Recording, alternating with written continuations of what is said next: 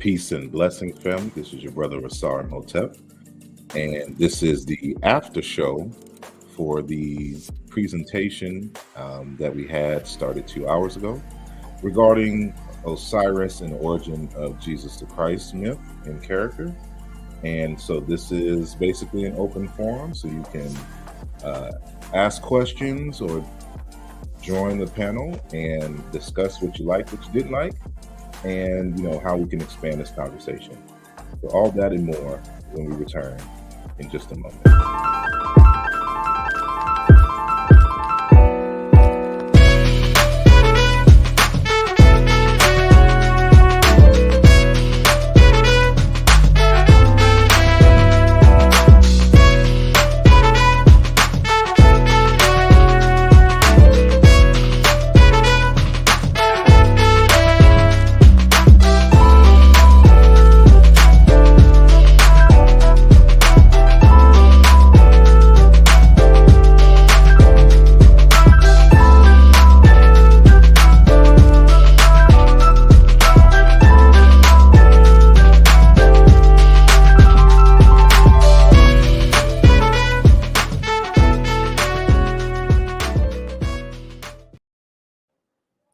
Peace and blessings, and welcome back to the Mbongi.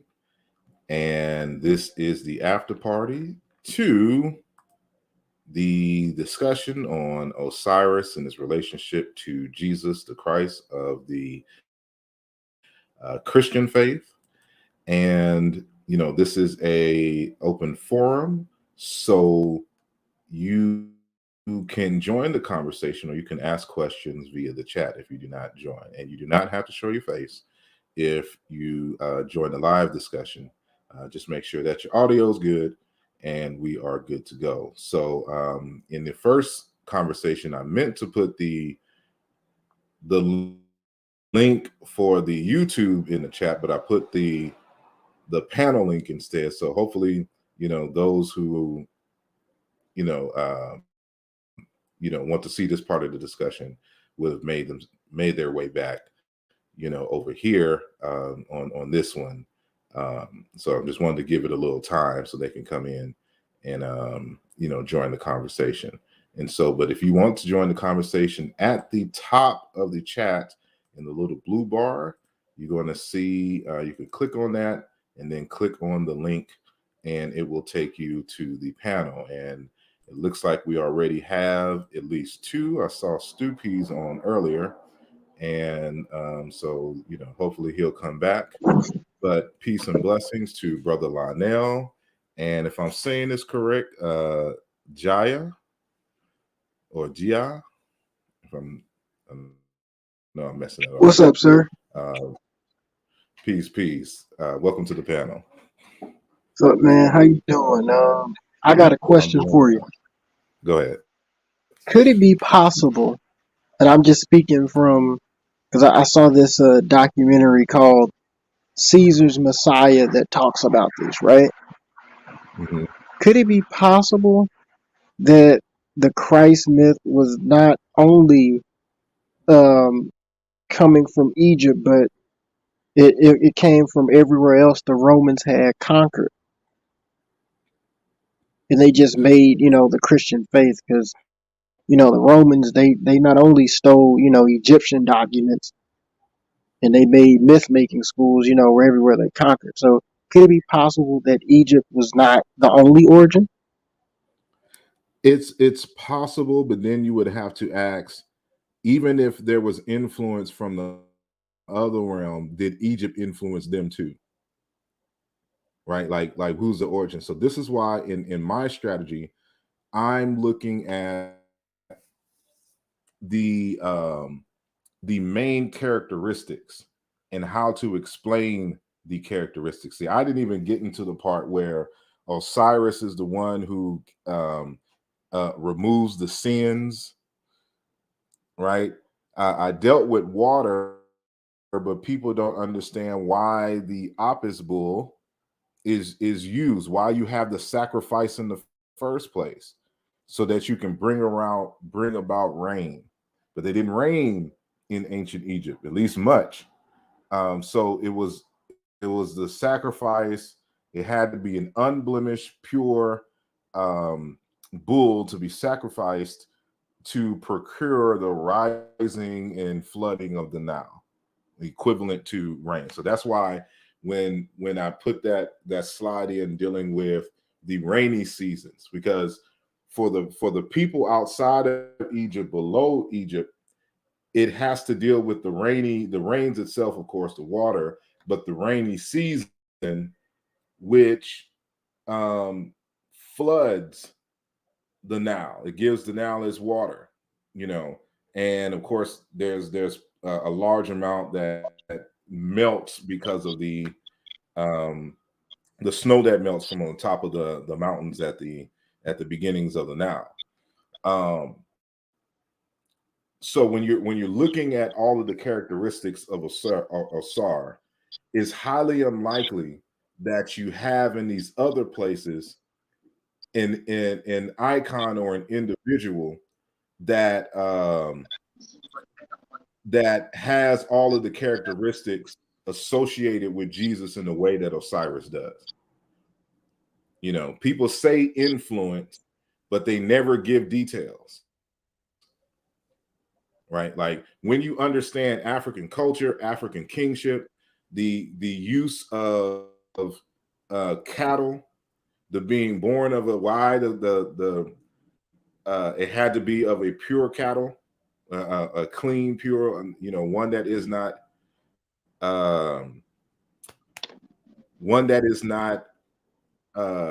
sin prone, so to speak. And these are the things that we have to consider when we're making these types of comparisons. So when somebody says that there's influence here, you always demand examples, and then be able to explain concretely how this contributes to this particular association and characteristic. So I don't know any figures in the Middle East that have those attributes. And if so, that was not influenced by Egypt. I got you. Because even I didn't even go into, I don't think I did. Because Osir also means, or Osir means to save.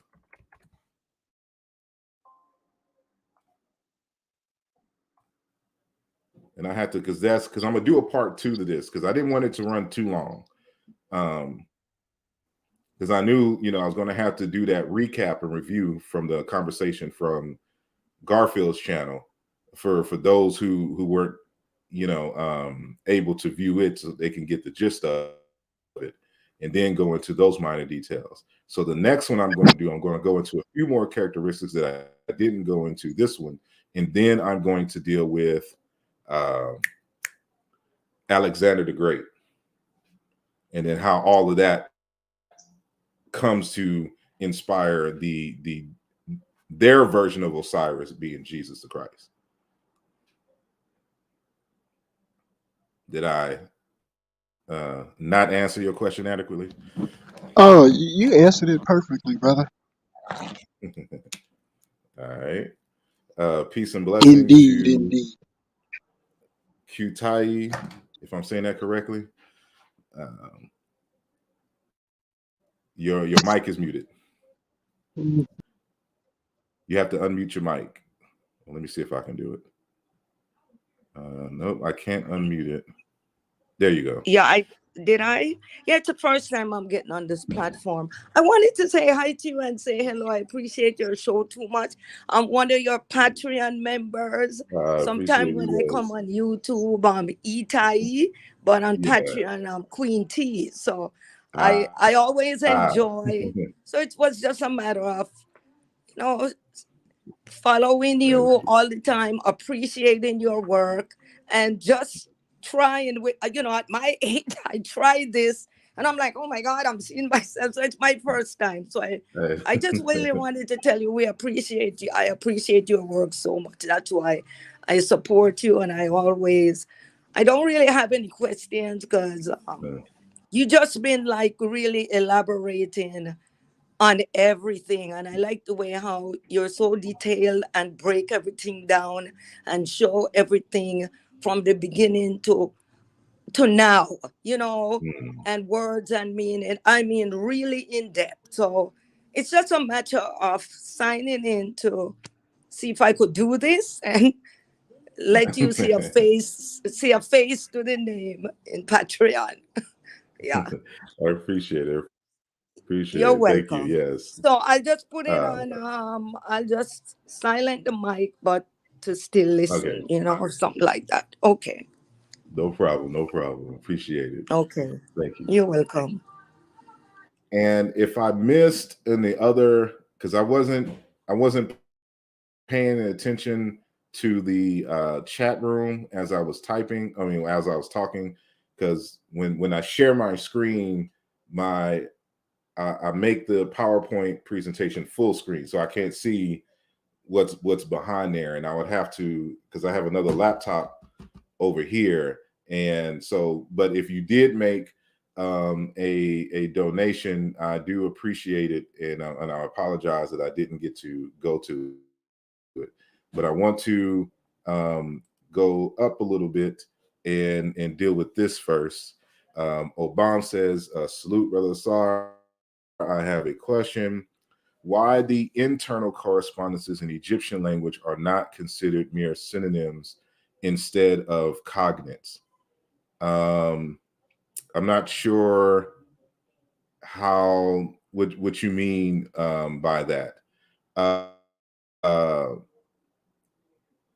I'm going to try to read it again and see if I understand it. So, why the internal correspondences in Egyptian language are not considered mere synonyms instead of cognates? Because there's just different ways that we can tell that there were a number of different African language speakers in Egypt at the time,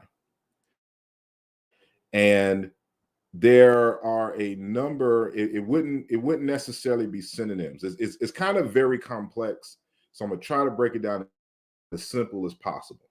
So you have many options that are all simultaneously true at the same time. It's just that you have to be able to do the appropriate test to figure out which case this is. So you have a case of synonyms, right? And uh, for a word like, like in English, up, and then a synonym for up is above, right? These are totally separate words. They all belong to the same language, but those are the case of synonyms. But that's not the case. Let me go back to my slides and give those examples that I was showing in the collagen language, right? So let me share my screen.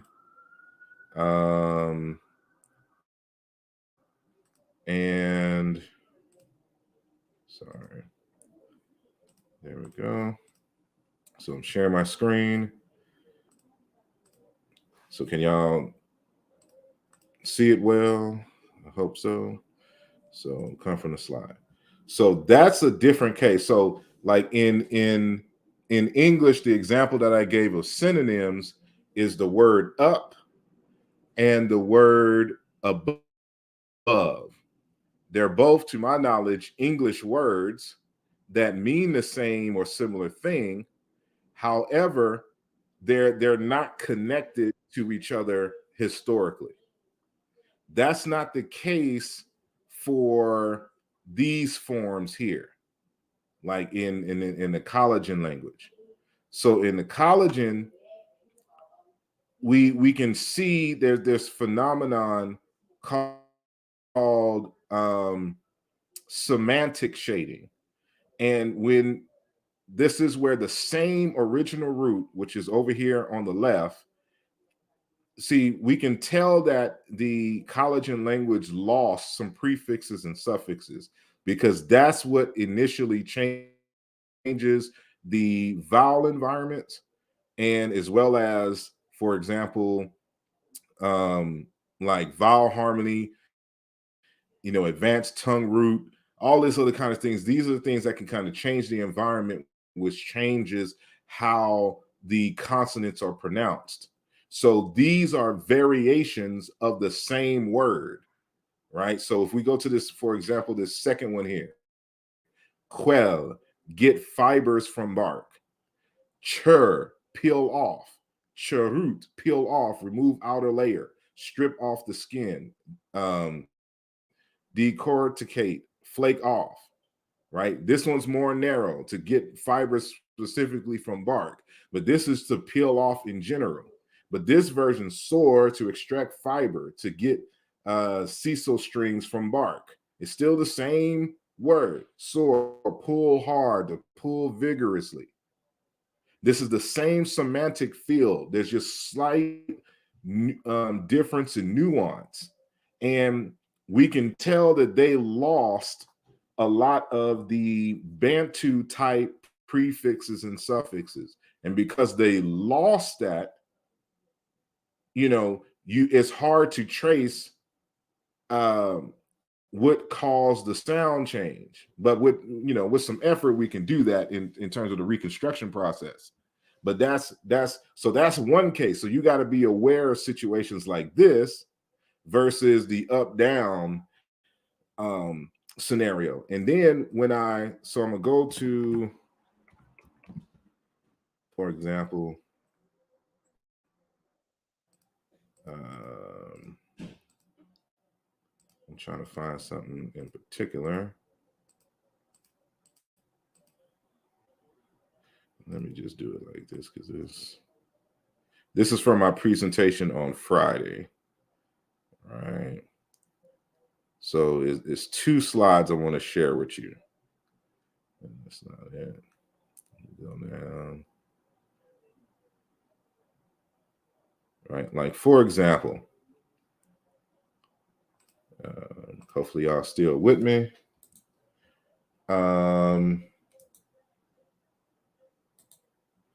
So you see, this is ancient Egyptian, right? And Middle Egyptian, to be exact. You can tell this is from 2 different languages, right? So in this first language, this sign here, this is what we call the nasalized uvular trend. Trill, I should say. Do I have that sign somewhere? I just want to show you that here we go. So that sign that you see here, that we transliterate here, like in this word, some people will say sa, but it's not sa, it's siru, which we find in the Luo language as siro. But this is a nasalized uvular trill. So this is why the R sound, the L sound, and the N sound interchange in both Chicam, which is Egyptian, and in Collagen and Luo and Ocholi, because the original form was this. And that's why I can go in between those homogenic sounds with each other, right? So that R, we go back.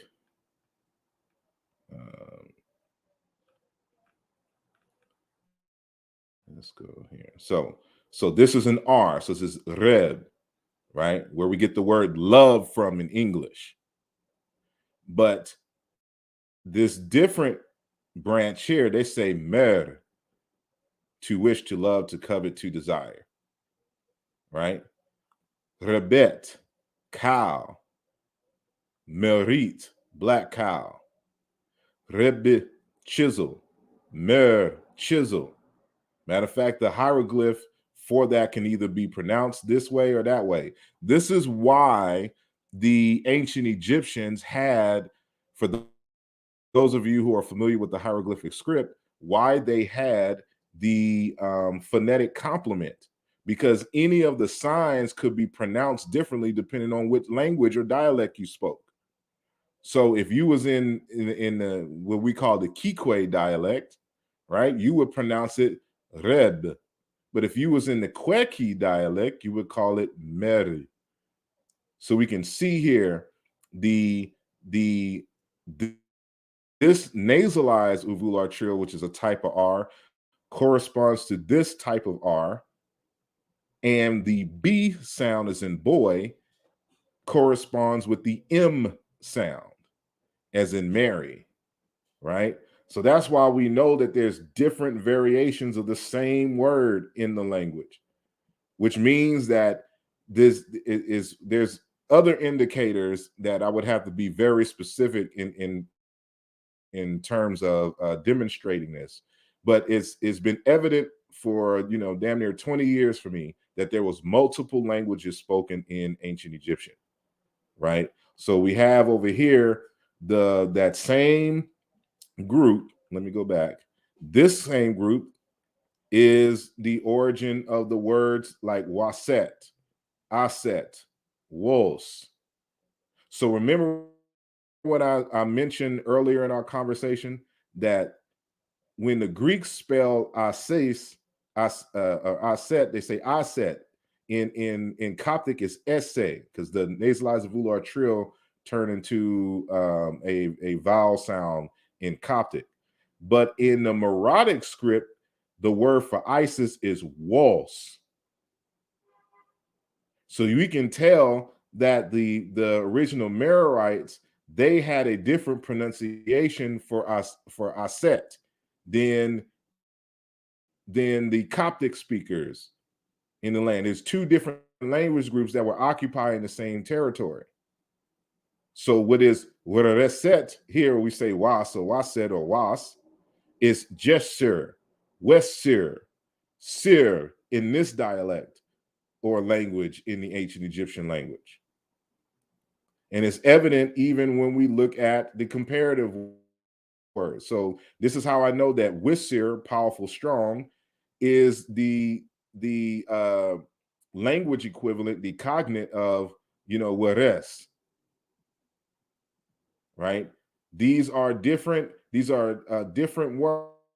words, but because we can point this out systematically, you see there's a pattern here. It's a pattern that I can establish. I can create sound law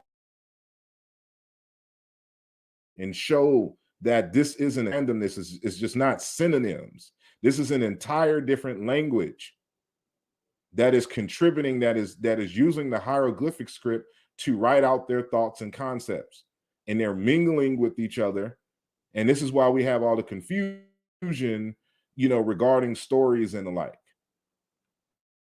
There's different languages. So for example, if the Zerma language, I forgot where the Zerma is located. Let me just look this up real quick, because I don't like not remembering. I'm getting old on y'all.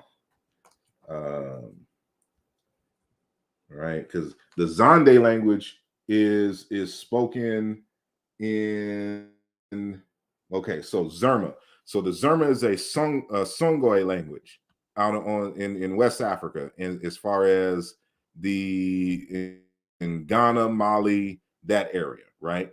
And Zande is spoken in Central Democratic Republic, as well as in the Sudan, Southern Sudan. So they're originally from Sudan, but they're in there's a large population of them in the Central Democratic Republic in Central Africa, right?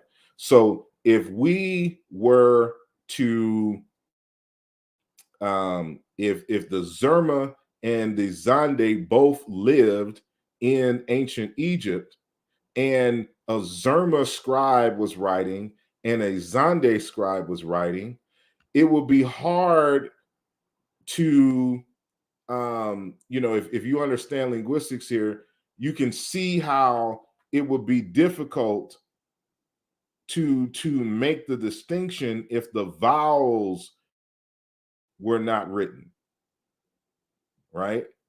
So this word here in Zerma, kuru, like this, we can tell that these final vowels are new. This is an innovation in the language. Normally for this type of format for the words, it just ends in a consonant. But we can see in Zande is consonant vowel consonant, vowel. So this is consonant, vowel, vowel, consonant. And this Zande is consonant, vowel, consonant, vowel. So this p, even though this is two consonants, you pronounce them simultaneously. So it's poto. So if you was writing in an ancient Egyptian script, there's no way to write that. You would just use K, right? So others would think like if a Zande speaker was writing in the ancient Egyptian and they wrote poto for skin, and then you had a Zerma speaker and they write kuru for skin, a modern Egyptologist would just think that this is a different way to pronounce skin, or that the T turned into the R in the Zerma dialect. But these are totally different languages. Very big. Were in ancient Egyptian to be big. The B corresponds to the W and Mb in Zande. Bori, good, beautiful. This is what Nefer, this is the word Nefer, right? Imbiri, good, sweet. Fada, city. Poro, village, right? Toru, idol, which is nature. Toro, spirit, ghost. So you can see that these are the way that their vowels are represented in the language, that these are totally different languages, even though the consonants correspond in a particular way. So when I go back and I look at, for example, these correspondences like wisiru, staffs, rods, was, scepter, or it should be like ores or waras, scepter, which is ashe in the Yoruba language, right? This is a different language. So let's hypothetically say this is Zande and this is Zerma, right? But they both live in ancient Egypt and write with the ancient Egyptian script. And so it takes a very careful and critical eye to be able to look at this and understand what is going on in the actual script. So I'll stop there and see if there's any other comments or questions. I see our good brother Black Panther has entered the building. Peace and blessings. And it looks like we lost the other person, Diaya, if I say that correctly. So let me see. Peace and blessings, good brother. How are you? He done went and got him something to drink, and we'll be back after these commercial messages. So let me just shout out a few people. So Teti has made it back. Sister Doriel has made it. Indigenous African has made it and asked a question. He says, hi, sorry, did you see my super chat question from the last stream? No, I didn't, and I do apologize. Hold on one second. Okay, so Kite had to leave for now. All right. Well, thank you for joining us, and hopefully, we'll get you on and have a conversation. You can join the live community, and we can get into what you know and what you can share with us. So it's a exchange here. This is the Mbongi. So I'm not always a teacher here. So, but I do appreciate you coming through, and thank you for your support. So talk to you later. Peace. All righty. And so let me, is there a source on the collagen leaders wearing one of the Egyptian crowns as their own? Yes, there's plenty of sources. And so and when I do the presentation on that, you'll know where to find it. Let me see, because the crowns and things like people have a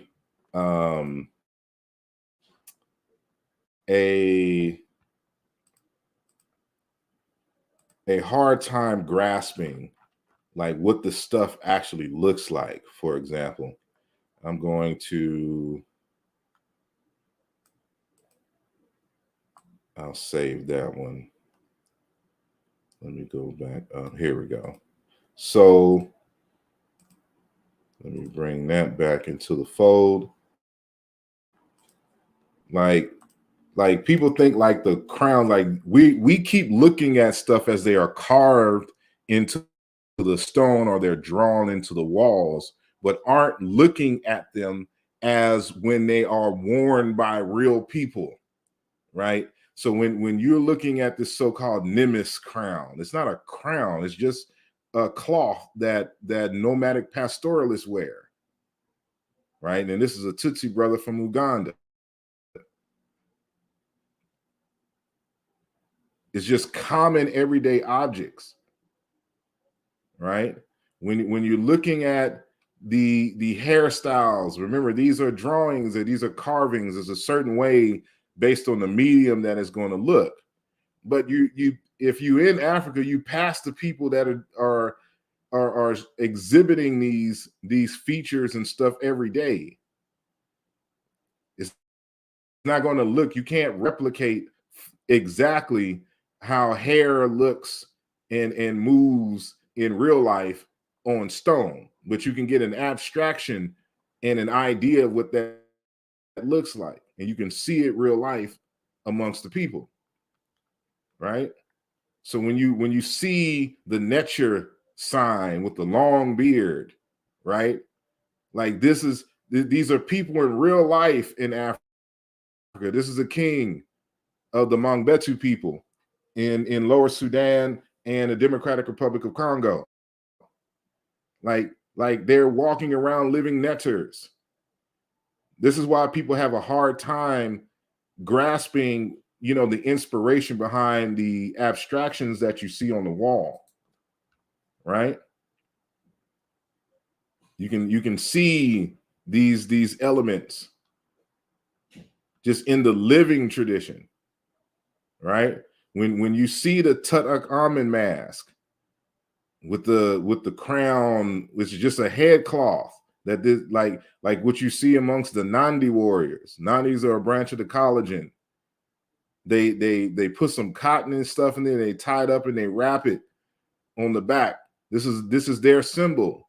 When you see King Tut, and I don't know why I keep forgetting to put that into a slide here, you'll see Tutankhamun's earlobes, and they have the big wide hole in the earlobes. Like that's significant in terms of identifying where the person is from and who he's with. The Africans don't wear their stuff like this for no reason. It's not just fast fashion like we have here in the United States. These things mean something to them and identifies them in a certain way, right? So like when you see, and I'll have some more, for example, the Tunjin, a part of the collagen group, their hats that the leaders wear, right? You wouldn't recognize this as the crown of Upper Egypt, but this is what it is. It's a fur hat that they wear, and sometimes you'll see it with feathers on it, like what you would see with Osiris, right? So when you see the Osiris, crown with the feather on it, this is a stylized abstract logo version of what you see in real life amongst these East African pastoralist groups, like the Nandi and the Tunjin, right? I think this person got a skunk, but it's these are the upper crowns. And even in this, I don't know why they did this, but they gave the Pope an upper crown. But even the Pope's crown is based off of the ancient Egyptian stuff that you saw on the walls, right?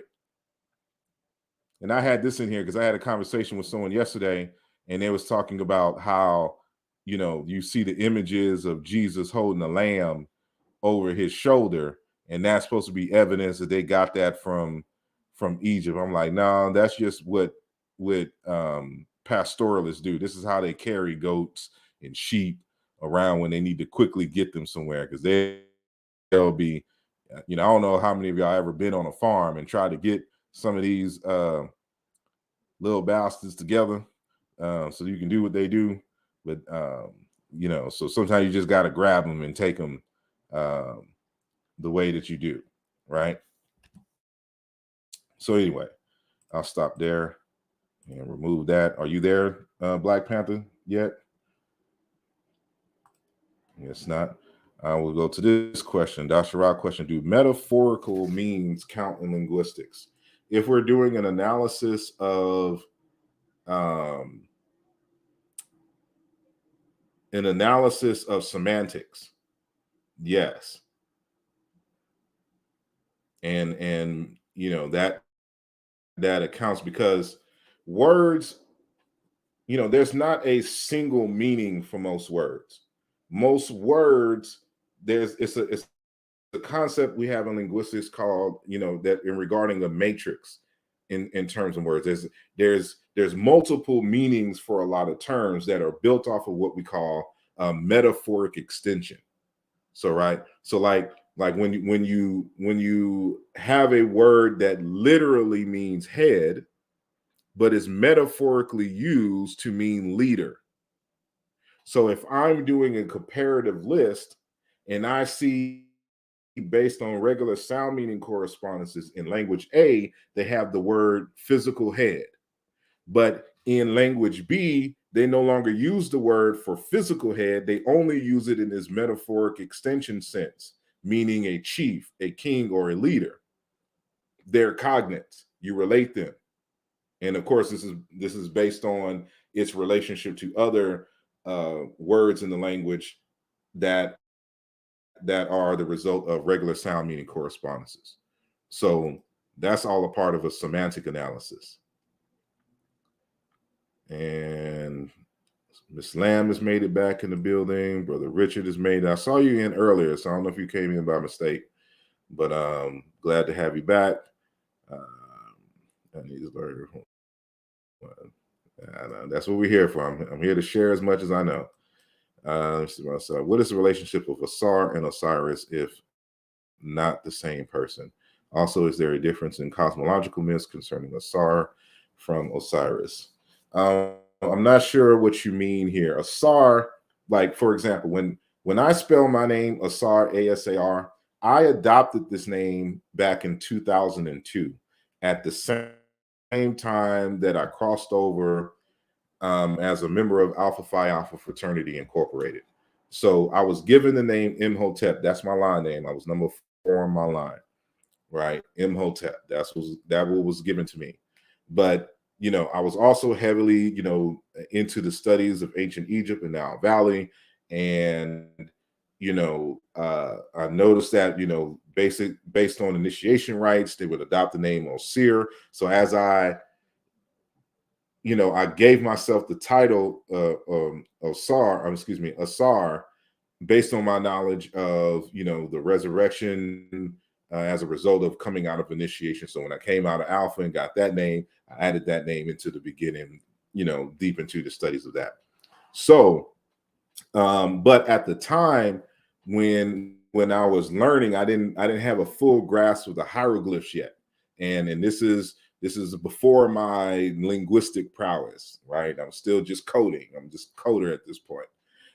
So I have to read the literature in English as I got it. And in those texts, you would see the different kinds of spelling. So I would see A-U-S-A-R, then there was A-S-A-R, and then of course Osiris. And this time I didn't adopt Osiris because I'm like, oh, that's Greek.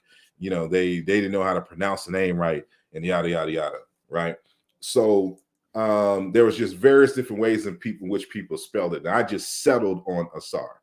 But I know that is wrong now, but this is years later. But at this point, I already have, a long list of publications under Asar Imhotep, so I just keep it. It just is what it is. But Asar is Wisir, Osiris. They're the same. So it's there's no cosmological difference, nothing. That's just a modern, and it's not that far off, because as I mentioned before, in the, let me type this in the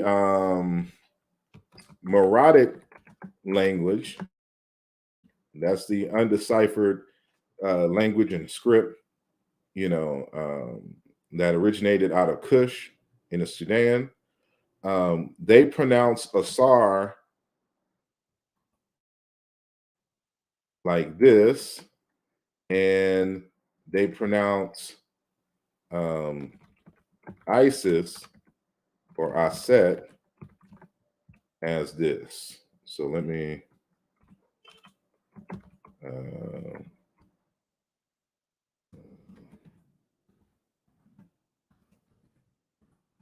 do that, right? Make a banner.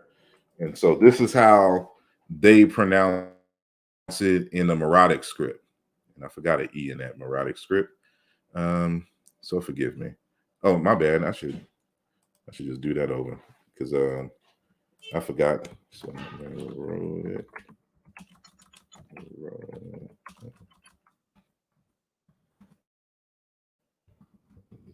sorry.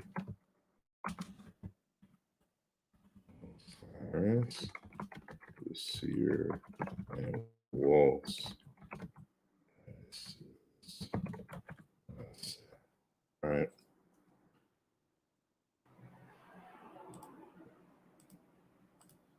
So there we go. Because there's an E, excuse me, an I after the R in the Meroitic script in their version. So they say Asori, Osiris with Seer. And then Aset is given as Wos, which I find interesting because nobody really recognizes in her name the W, because that throne glyph can be pronounced as simply Was, like this. You know, the Res version where we get the Aset and just Set itself, which is interesting. So I hope that makes sense. Let me scroll back up. Let's see. Wow, what are some of the cognates for the Nimbus crown? This is interesting. The back of the head looks like a tree or a fan or a hooded snake. Yeah, I know there's some internal cognates for what is Nimbus, because I think it just means like to wrap or something like that. Comes from a verb meaning to wrap. And I've dealt with that. I just got to find it. And I can't think of it off the top of my head. Brother Robert Rand says, try and find these Mesopotamian and Levant cultures. Exactly. And remember, folks, that this is a public show. So you can come online, and the link is pinned to the top if you have a question. Let me see. Zuchedo says, prior to Islam, most young men in the Senegambia wore braids and locks. Indeed. Brother Flag, we call them kids, Asar. I don't know what you're talking about. Brother Chavez says, good information, peace. Thank you for joining. Black Lion Supreme, Hotep fam. Sue says, picturing Asar as a full-blown Hebrew Israelite is wild to me. Yep, he's a Hebrew. And what's interesting is that the root of the word Hebrew may in fact be cognate with the word Africa itself, coming from the Afriga people, the Berbers, right? And that's be a trip for whatever side you take. That if you call yourself a Hebrew, you still call yourself an African. If you call yourself an African, you still call yourself a Hebrew. That you know, I'm going to have to hold off that debate. Let me see. I don't know what y'all talking about. See. Yeah,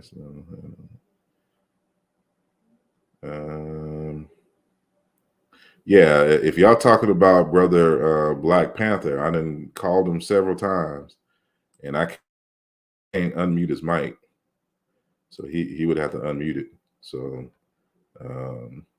it's clear that he isn't listening. Let's see.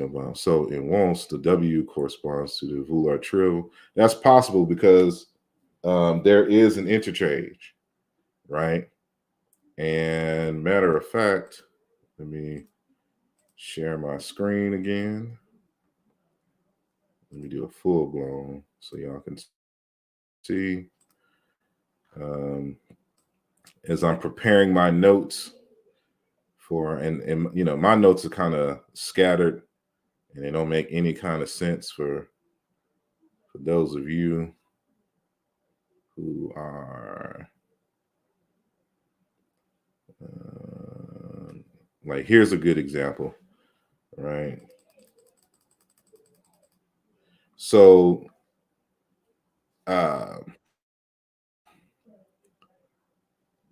and I heard someone come in, and I'm gonna bring you in just a moment. So let me just do a quick, all right? So that y'all can see. So here's a good example. So that throne glyph, the word for throne and seat, you can see that there's an interchange here. And right.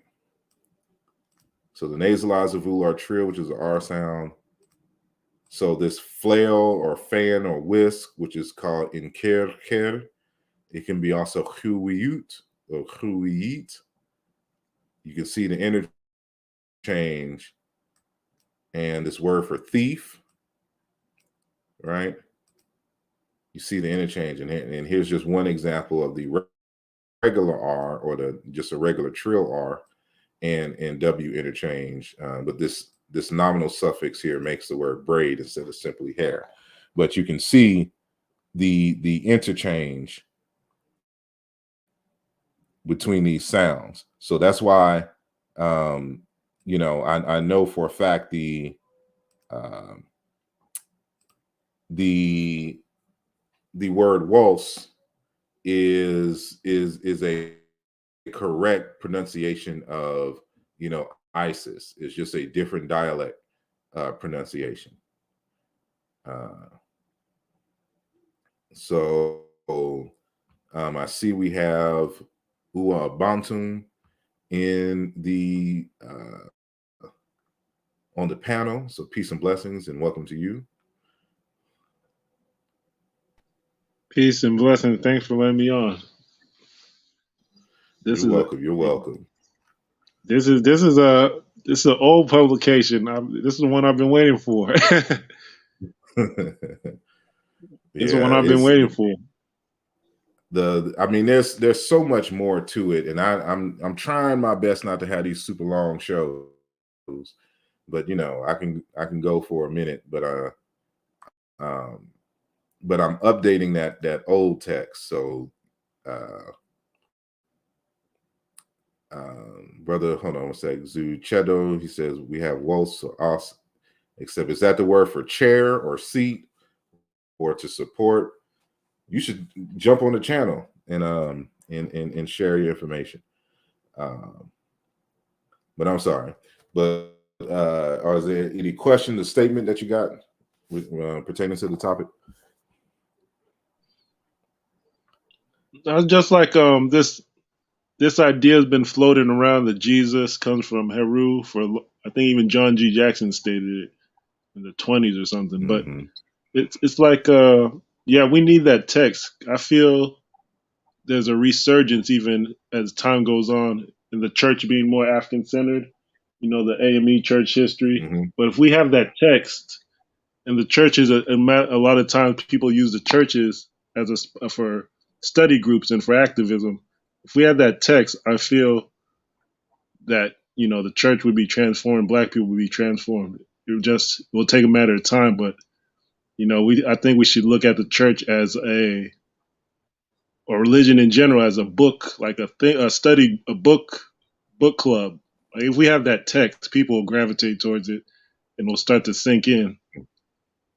That's how I feel, and I center a lot of my works, the AME Church, and the fact that there's schools attached to it. The AME Church, especially where I live in Jacksonville, I think it's an underrated move, but I think it's going to happen.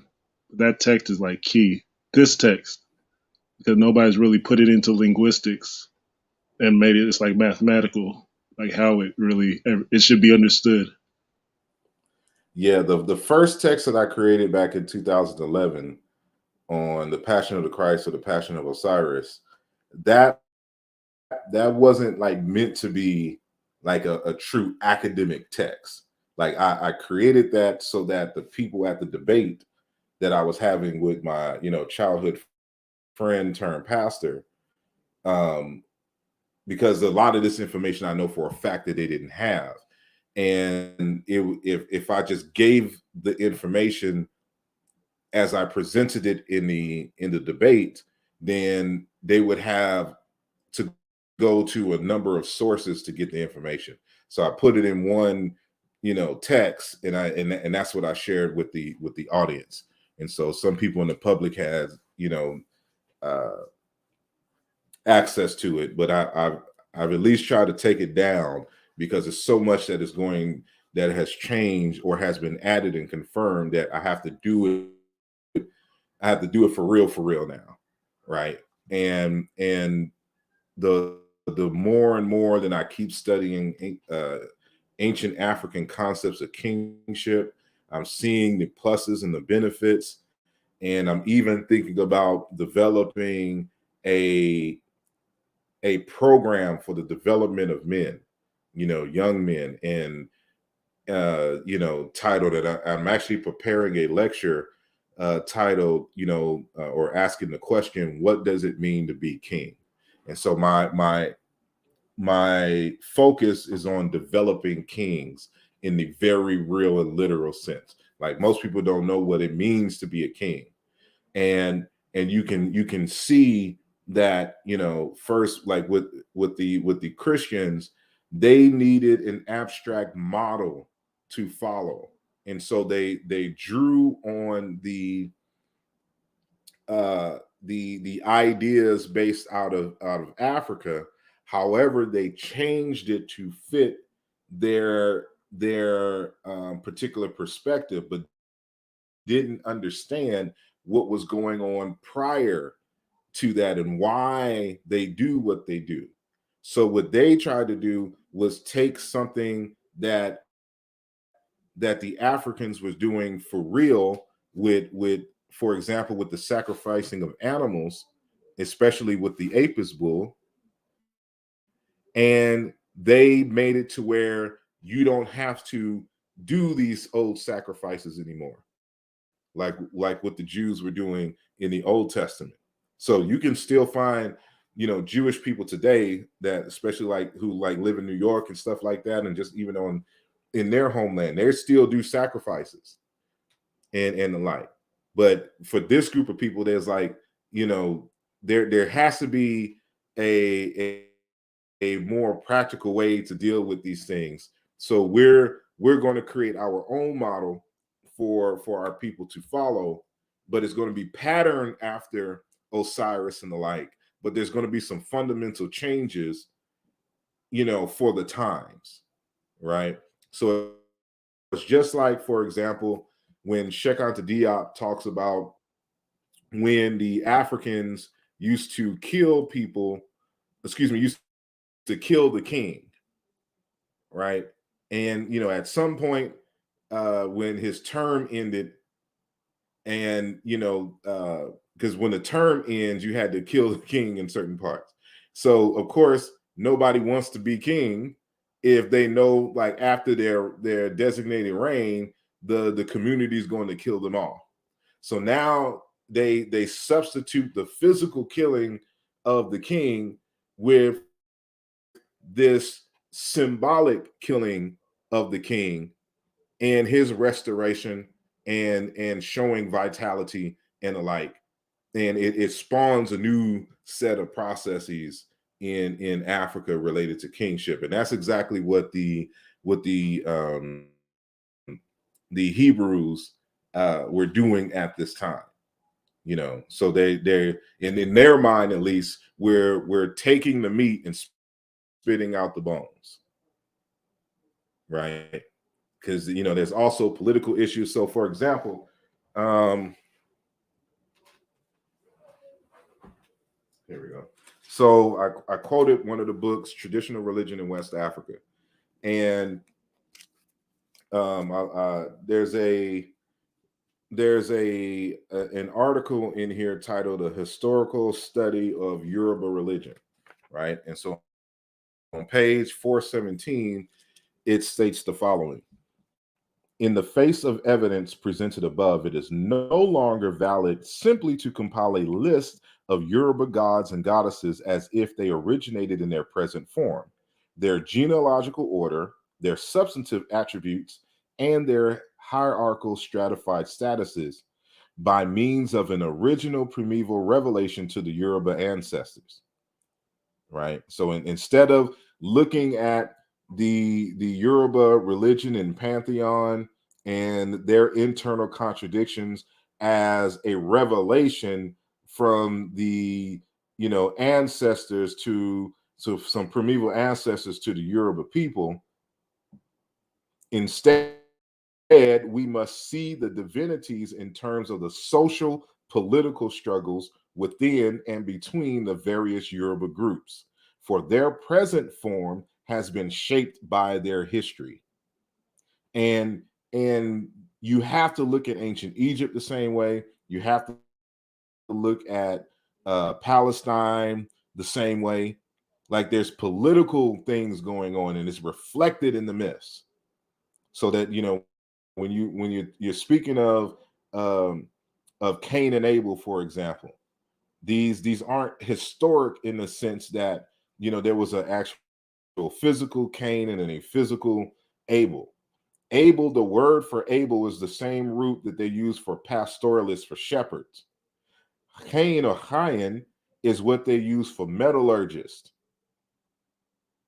And so what you have in the story is a conflict between urbanization, um, symbolized or personified by Cain or Cain, and pastoralism personified by Habel or Abel, as we say, right? You're looking at political conflicts. So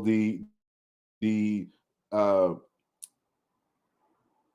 the industrialization and the urbanization is killing off the old tradition of nomadic pastoralism. They're taking all of the good land.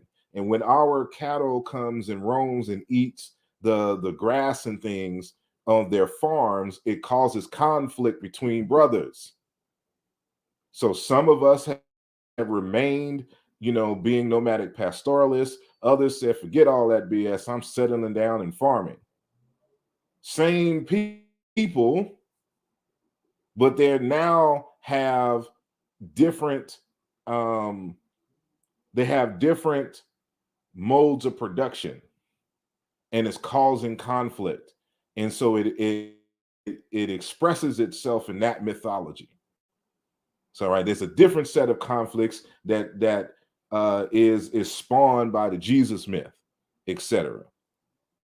It's the reverse in Egypt, between the battle between Horus and Set, which was about kingship, and then when they adapted the story about Horus and Set, Horus and Osiris, Set and Osiris, it's the same conflict. Osiris representing agriculture and urban development, and Set representing nomadic pastoralism. Conflict, like, so we gotta, this is why the linguistics piece is important, so that you can read the language and understand what is myth, what is not, and understand what the underlying issue is that they're trying to convey in these stories. So hold on one second. We got Black Panther again. And hey, man, Brother Zuchedo has joined us. Can you hear me? I can hear you. I don't know what's going on, bro. I tried to join your show a minute ago, but I had to go do something. So I left. Okay, now the icon gone. See, so I was on the phone with Sean, and he said, "Hey, man, why you on the show not saying?" I just kicked it out. I'm sorry. I was just saying that I just, now that you're on this one, I kicked that other one out. I said, "Let me call you back and figure this out." So, it was the feds, man. I'm gonna blame it on them. I believe it. I believe it. I believe it wholeheartedly. Is that my cousin on the show? Good? What's up, Black Panther? Hey, my cousin! That's my Senegambian cousin in the building. What's going on with you, bro? I'd have brought some purple drink. Listen, you keep that Houston stuff that kill you to yourself, man. I don't even know. That's what makes us the Panthers. That's that. The Black Panthers. Oh! I thought you were talking about that purple drink from Houston. I thought. See, that's what they were getting to in the movies. Man, get out of here! That's where it comes from. That's his ancient ancestor. Everybody know what I'm talking about. Everybody become the Black Panthers. Oh my God! I should have had some when I was in Houston with Chad was there. I should have told him to put me up some real quick. Like, come on back. Already. Well, I don't know how much of the show y'all caught, but y'all have any opinions, information you want to share, questions regarding the topic? I feel like how you felt. Go ahead, bro. Why people always go to Horus? You know, it's like every element for Jesus is right there in Osiris. You know. You know why? Yeah. Come on now. This the Mbongi. We gotta keep it real. We know why everybody goes to Heru as a Jesus-like figure, and it starts with hidden colors. Facts. Tariq Nassim. That's where it starts. That's the first time I heard it before him, because Ashra Kwesi and them was saying this stuff. And but the popularization is what I'm getting at, because that DVD went everywhere. I mean, that for a lot of people in this community, that was their introduction. Yeah. That was their I'm old, quote unquote. I know you. I know not you. Tape. I know That's not you. I keep forgetting. I'm old. I'm from those 90s tapes. So back then it was Dr. Ben. Right. It was Ashra Kwesi. It was what's that other brother name? Esoteric brother.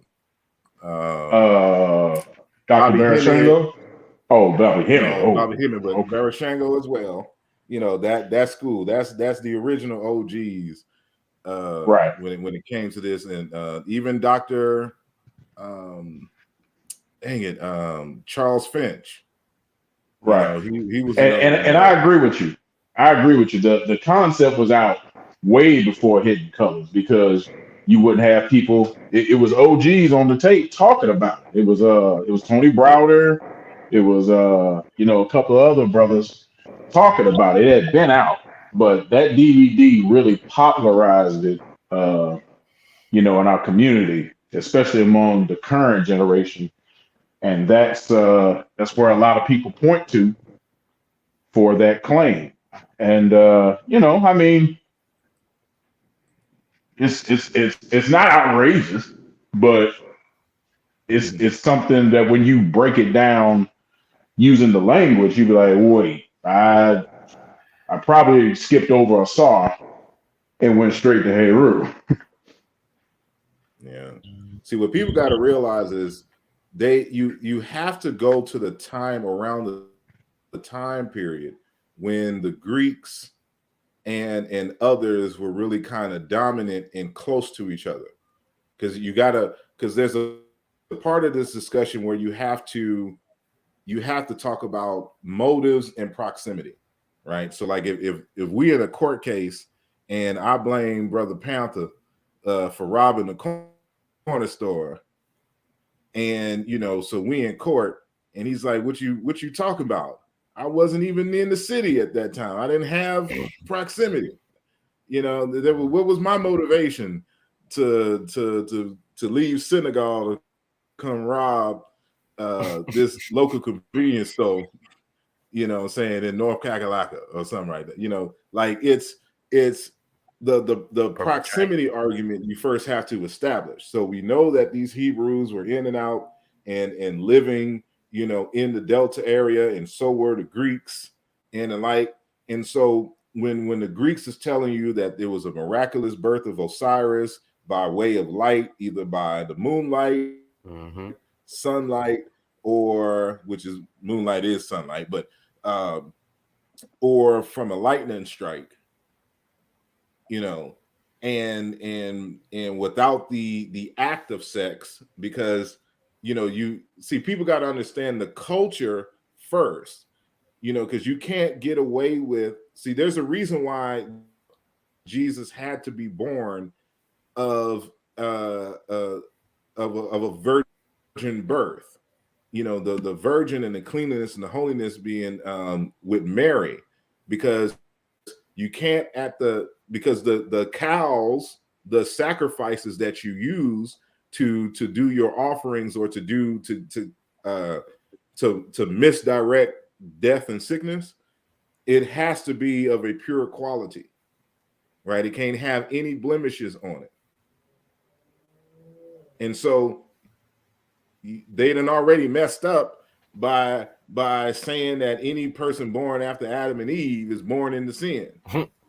So the only way they can circumvent that is to have Mary not be sinful, and then Jesus coming through, so Joseph can't impregnate her and contaminate her, so that Jesus can come out, without the tag of being sinful.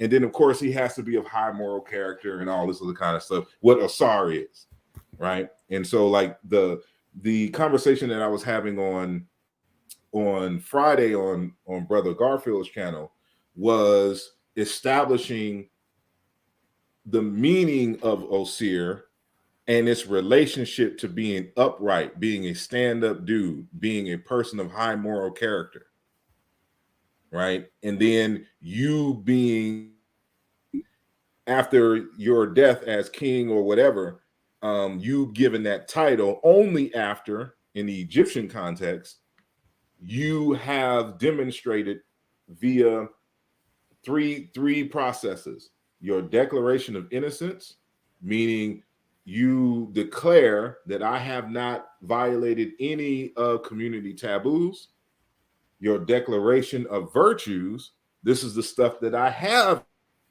done, which is I have given food to the hungry, clothes to those who didn't have one, didn't have any, or those who were naked, is what they say, a boat to those who didn't have one, etc. So I gave land to this, I supported that.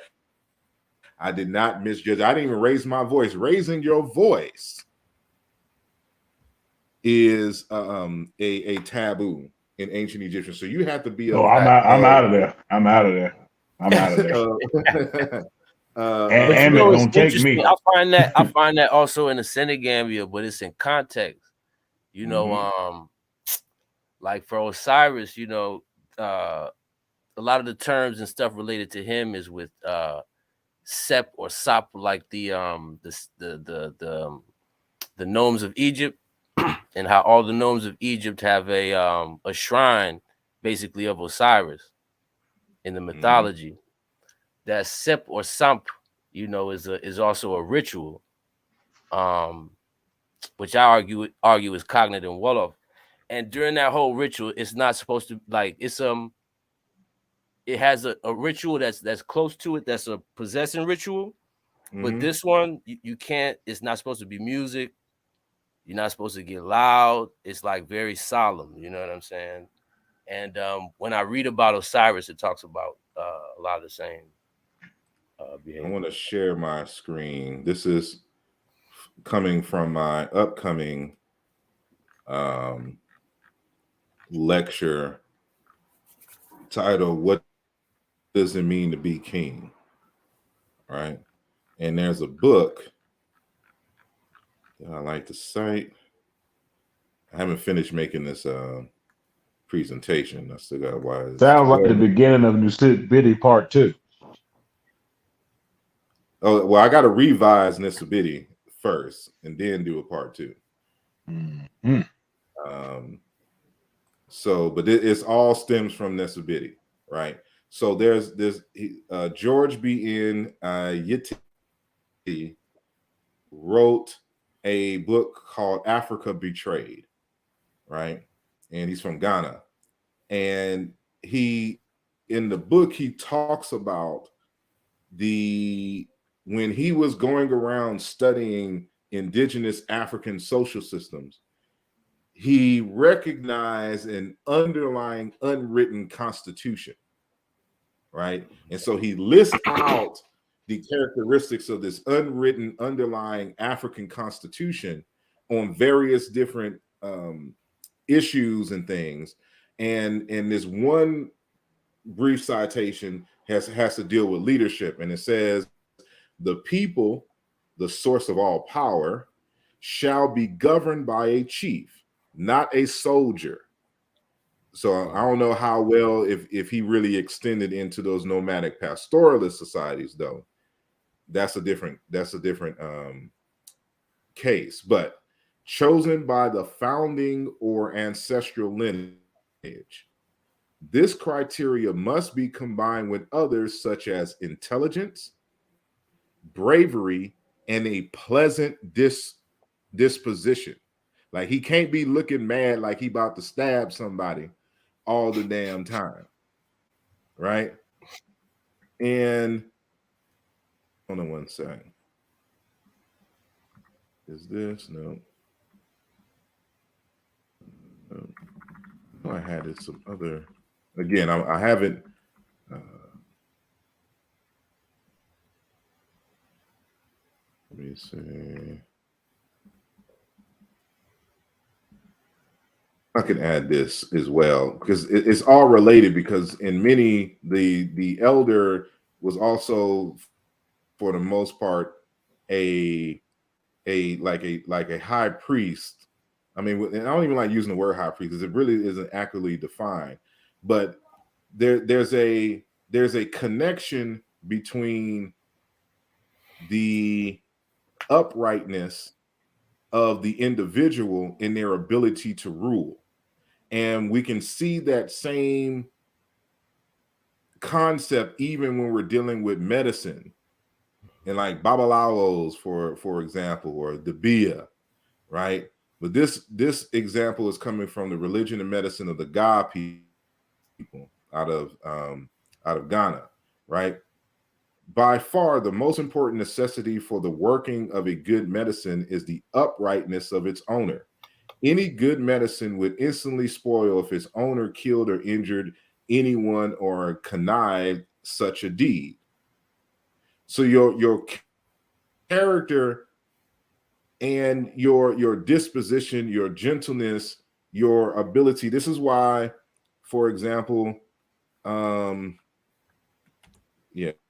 it wouldn't be on this slide. It would go back to, we can go back here. Where is that one slide? I just need you one slide. Where are you, King? There we go, King. What does it mean to be king? So this is, the same consonant root is when they talk about royalty or chiefdom or kingdom in the abstract. But when they're speaking about a specific person, it's query. This is the Acholi cognate for the word wasir. And it is somebody who is reliable, a sharp, that means an educated person, somebody who is witty, somebody who is a problem solver, right? Talented, he has gifts, right? And an upright person, someone of high moral and good character. That's what a king is. Somebody who embodies that. So while in ancient Egypt, they personified the principle, In the Nilotic groups, you meet the Wasir, right? And so, like the pleasant disposition, the calmness, even when so I got all kinds of windows open. So like after this, I'm be doing some homework. But like the word nefer, like I've demonstrated in my 2021 work that the word nefer or neferu, a title of Osiris, is cognate with the word the phrase Iwak Pele in Yoruba, which means gentle character, but it should be also include good and righteous character. But that word nefer, can mean let me see. Like, for example, the cognate for Neferu and Chiluba is Imfula, a charitable person. Um, Pela, to civilize. Mupela, a civilized, refined man person, or it should be Mupeli or Mupeji, right? And here's Iwak Pele. Good. So I make the argument that it should be good, perfect, excellent character and being, because Pele has to deal with soft gentleness, right? And it's interesting. There's this book that I have, which is titled "The Historical Reconstruction of Great Lakes and to Cultural Vocabulary," right? And by David Schronberg. This is the book right here. And so the cognates for Nefer, like for example, it relates to like nobility in the Great Lakes. So we're dealing with like a high status by virtue of birth. But what does the word mean? These words, for example, in Ganda language, in Fula, fine, generous, hospitable, well-behaved person. In Rutara, Obufula, high status by virtue of birth into a ruling class. Imfura, group of elders who stay with the king, whom the king consults on difficult issues. Bufura, goodness, kindness, friendliness. Mufura, soft, gentle, friendly. Obufura, generosity, liberality. Infura in Yoro and Nkore languages, one of the upper classes, generous, hospitable person. In Kore and Kiga language, Obufura, hospitality, gentlemanliness, I should say, respect. Ifura, gentleman, sociable person, right? So even in firstborn, so remember, like all those, like when you think about Nefertiti, right? Like this is what they're saying about the person. These are it could also say that the person is born of a royal lineage, right? Like in this case, Infula, firstborn son, elder brother. Efura, brave person with distinguished manner. Ifula, firstborn boy or girl, right? So like they're mixing all of this: a noble, the eldest, person of irreproachable conduct, right? Like the leadership is the name for leadership is essentially a person of good character, of gentle character, of manners, of who has hospitality, right?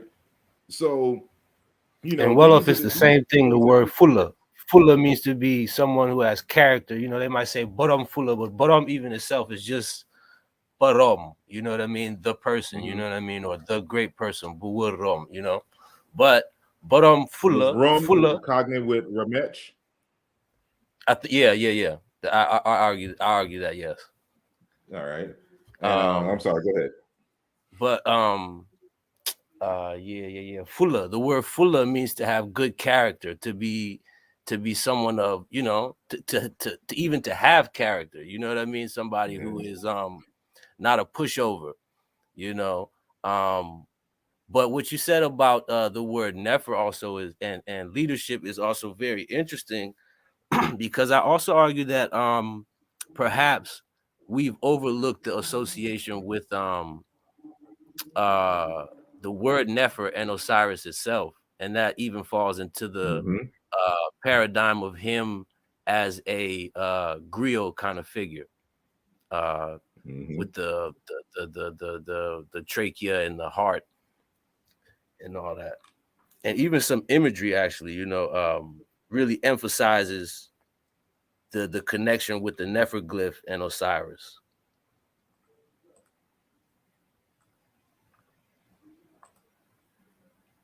Hold on. Here we go. You can keep talking. Yeah. So this is what you're talking about here. Yeah. So in Wolof, to recite memory or to speak from the heart, right, is nafar. But which is interesting. Now hold on, and keep talking. I'm gonna find it. I need to find it real quick. So to speak from the heart is nafar, to recite well, and for the griot, that's essentially his job description is to speak. But when you think about this, you have to think about it in the sense of ancient African traditions, where even in the Bible, it's the creator God who has the power of speech to bring things to life. Just like Osiris, in a lot of different ways. Man, just a lot. Now, which is interesting that you say that. I'm sorry. You want to say something, Black Panther? No, that was me. I was just saying that I've seen some connotations with Medu Neter and like mind control or like hypno or like a mantras, tapping into somebody's feelings by speaking well or speaking what the ancestors said, like tapping into their emotions. That's what I've seen.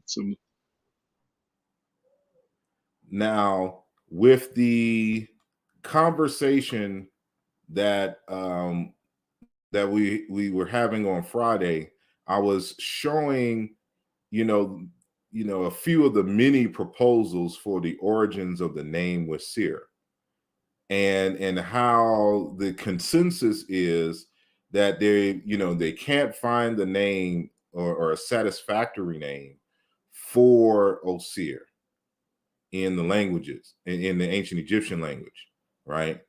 And what they try to do is break up, for example, so these are variations of the spelling of Wasir. These and the bottom row come from later periods, like New Kingdom going into the Greek and Roman, right? And so what they'll try to do is interpret the eye and say the throne in the eye, like, or the seat of vision, right? Like as a interpretation, or the word, because this glyph can be used to spell the word iri, which can mean to make or to do, and then set to rule. So they have all kinds of etymologies, like this one, sit iret, seat of the eye, right? David Lorton takes up the same compound, but explains sit eret as signifying product, something made, because the word iri means to make. So, he's trying to say it's something made because, well, I don't know if y'all know, but the throne symbol or just set itself can be used as a prefix of the abstract. So what he's saying in this is that it's probably set, right, as a as an abstract, and that the real root is simply iri, meaning to do or to make something. So he's trying to say that it means a product or something made, which still wouldn't make any sense in regards to Wasir.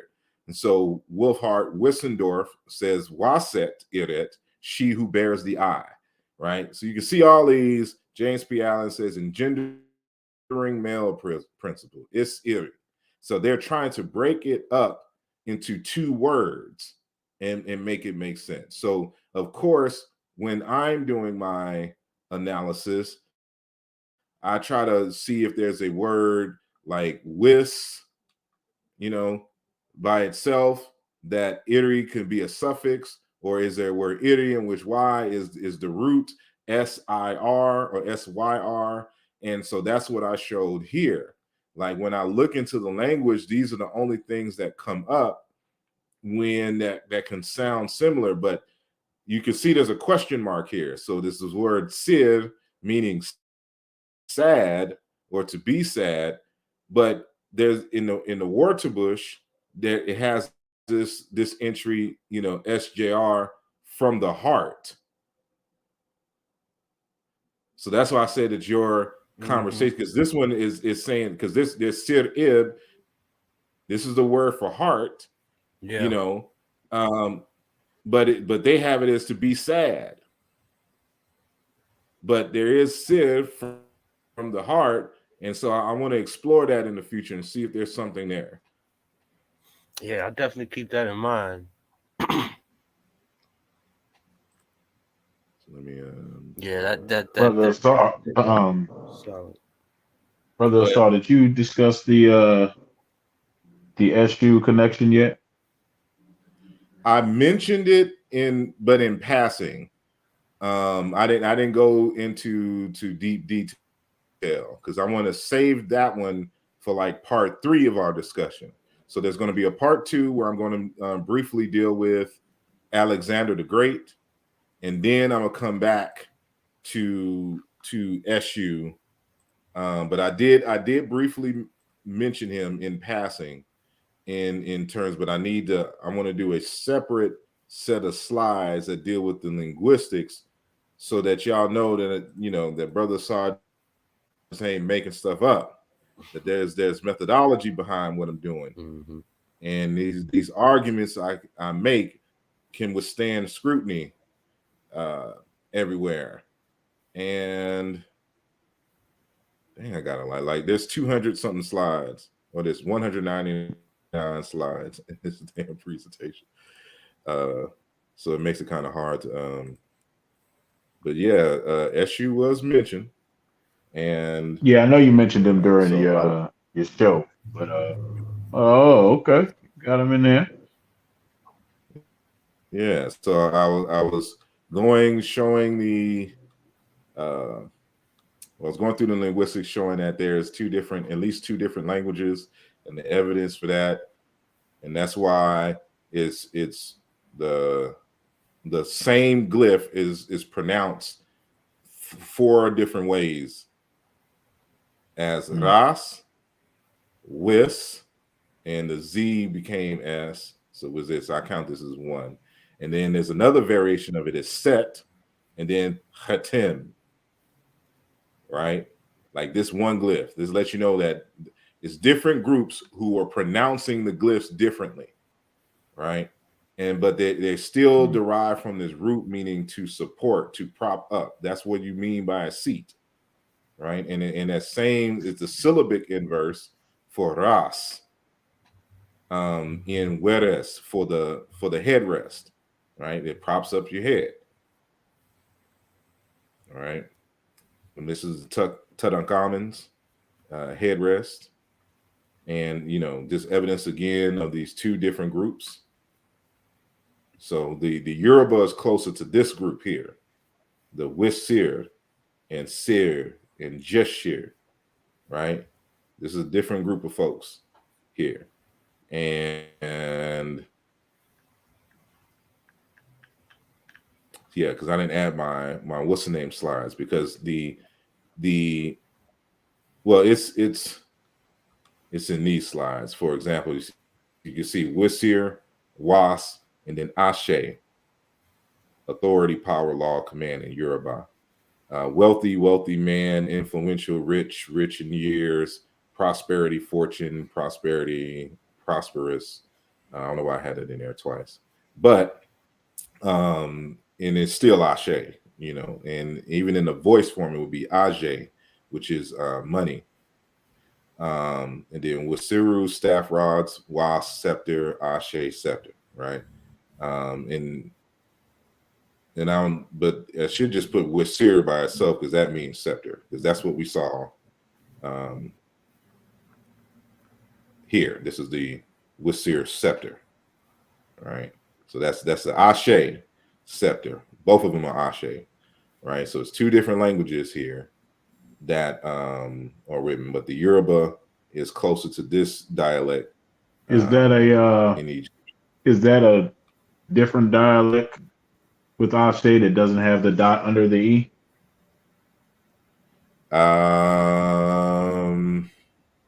No, I'm going off of the sources in which I put it. Got So you. this should actually be Yeah. Shay.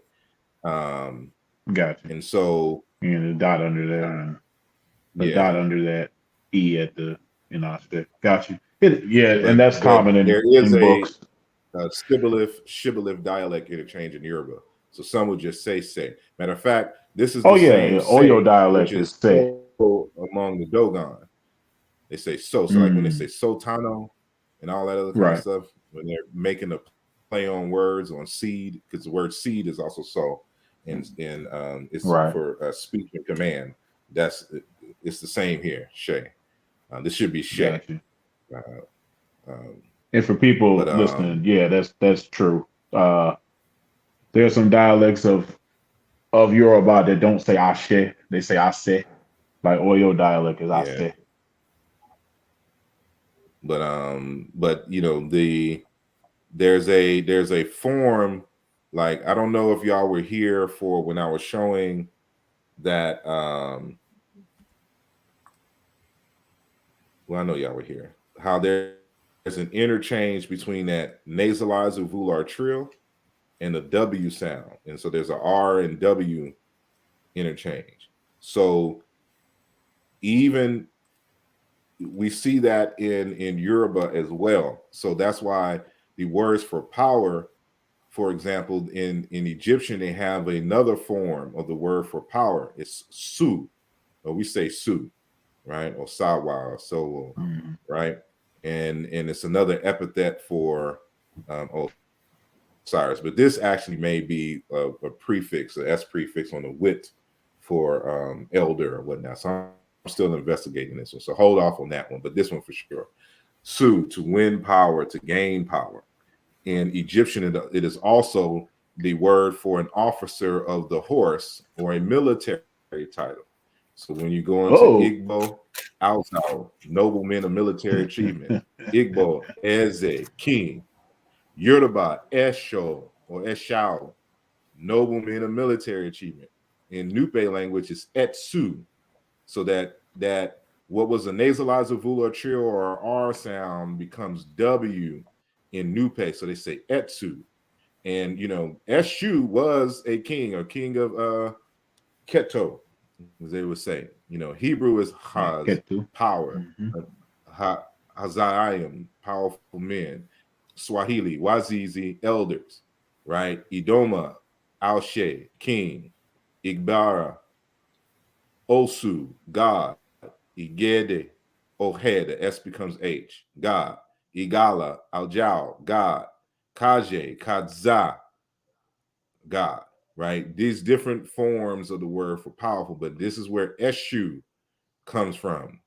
And so this is how we know when that's why when we go back to these regular meanings, because Eshu is a biform of Ashe.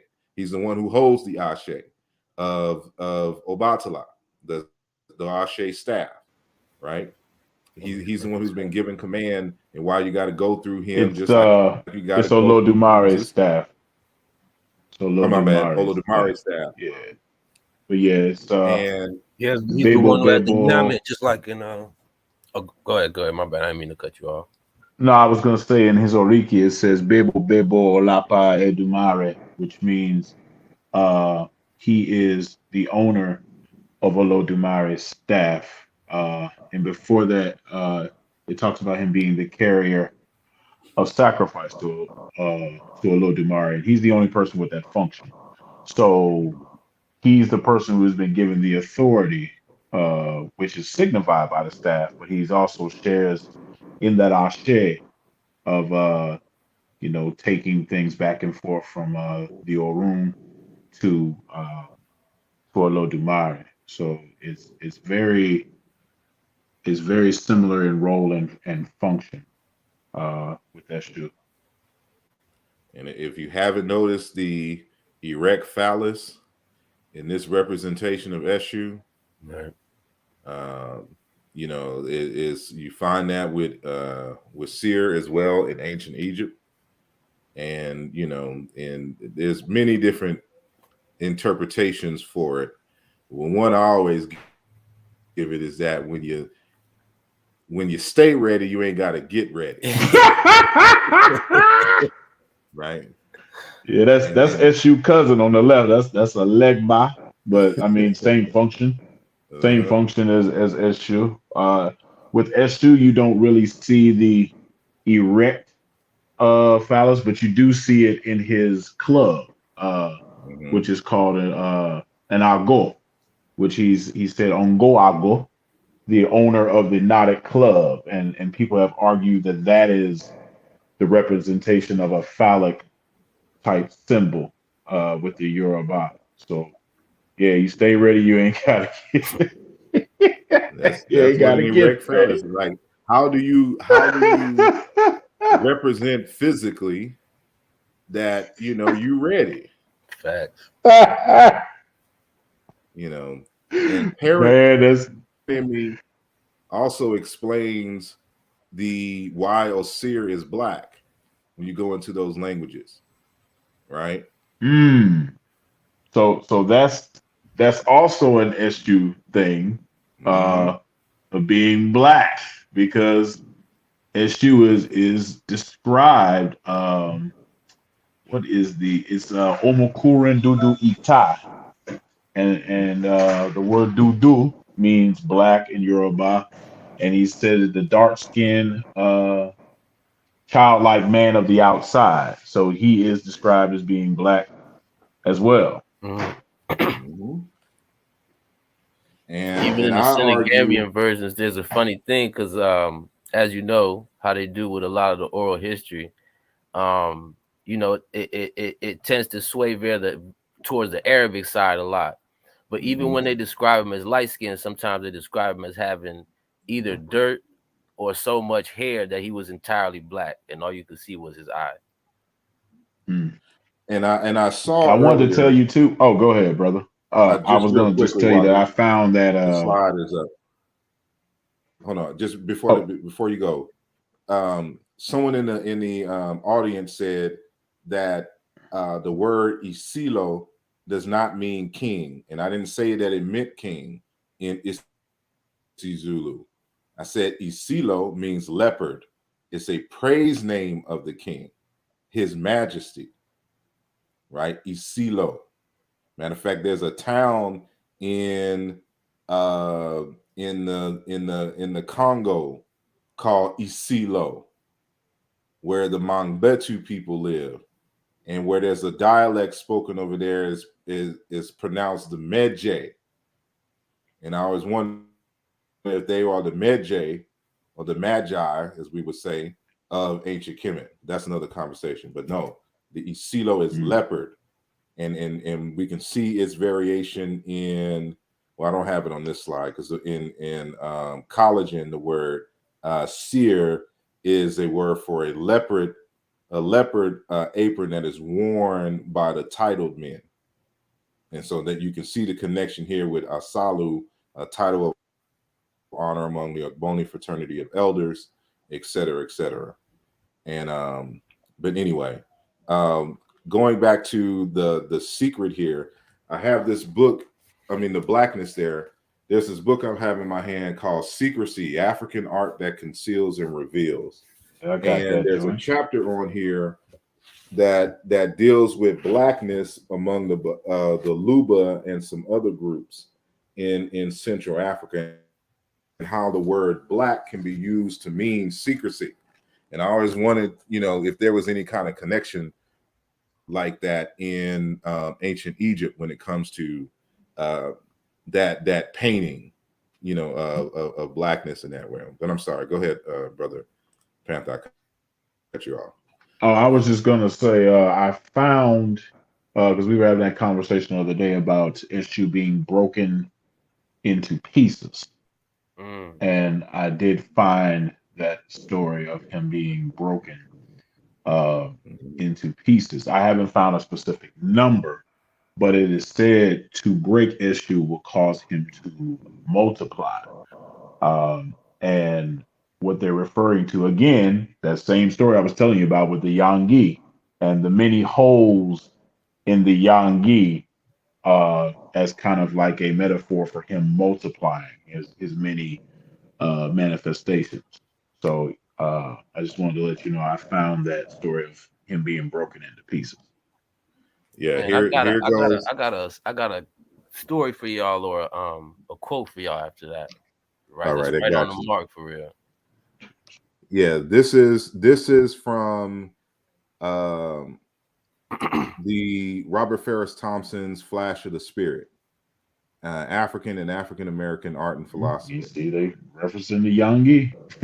And so he states here on pages 21 to 22, the cone of laterite Yangi appears in Yoruba markets over which cult officials pour daily offerings of palm oil to maintain Eshu's problematic coolness. Laterite cone altars to Eshu recall a myth whereby Eshu devoured enormous quantities of fish and fowl offered to him by his mother and finally devoured his mother too, whereupon his father, the god of divination, alarmed, himself consulted a divination expert and was told to sacrifice a sword, a male goat, and 14,000 calories. Who's counting that, first of all? 14,000 calories. But anyway, I need all 14,000, not 13,999, not 14,001. exactly. The god of divination did as he was told, and talking about Arumila. Consequently, when Eshu threatened to devour him, too, the god took a sword and hacked him into pieces, and the pieces became individual Yangi, laterite shards. Arunmila pursued Eshu through 9 heavens until finally, in the last heaven, Eshu was pacified by Arunmila and said that all the particles of his spirit, the Yangi stones and shards, would become his representatives. All Arunmila had to do was consult them, make sacrifices upon them, and ask a blessing. Whenever he wanted to send them on a mystic mission, Eshu then returned his mother alive, because he ate his mother, to the world. Now it's a different circumstance here, but we see there's something similar in this Eshu, which is cognate with Osiris, and Osiris being cut up into several pieces, and him being scattered across in different places in Egypt, and everywhere that his body parts was scattered, a temple was resurrected, in to serve some function. This is different, but is fundamentally the same, in the Yoruba. This that I wanted to say that thing is there's a connection to Brazil. I think they have the shrines. They call them Nganga from Congo, but it's like, I guess the Nganga item is then like the Yangi. The priest splits it himself up into power items. Maybe that's what it looks like to me. Indeed. And Sorry, can I before you share my lose it, screen real quick? brother, yeah, go ahead. Yeah. Let me stop. Go ahead. And I'll have to add it once you start sharing. Okay.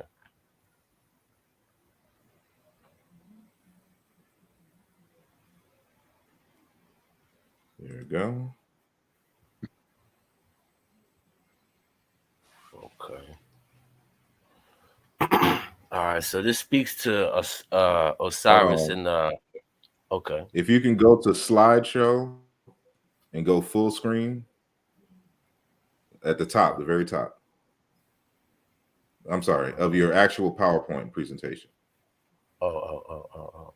So go to the top where it says slideshow. It's one of your pull down menus. Oh, so not this? No. Hide. You can hide that, but you can press escape. It's not even letting me get out. Hold on. Let me see. You're just gonna have to manually just go through this joint real quick. Yeah. Maybe I'll just go to the slide. That's what I'm saying. I was just trying to get you to make it full screen so they can see, especially if there's text. Yeah, it's full screen. Yeah, but now it is. But at first it wasn't. Yeah, I got you. I'm looking at this getting pissed off. When you gonna share this, brother? ASAP, man. I'm actually done I ain't seen this presentation. I'm actually done with the with my article. You know, so I'm gonna be sending that out to both of y'all, really, you know.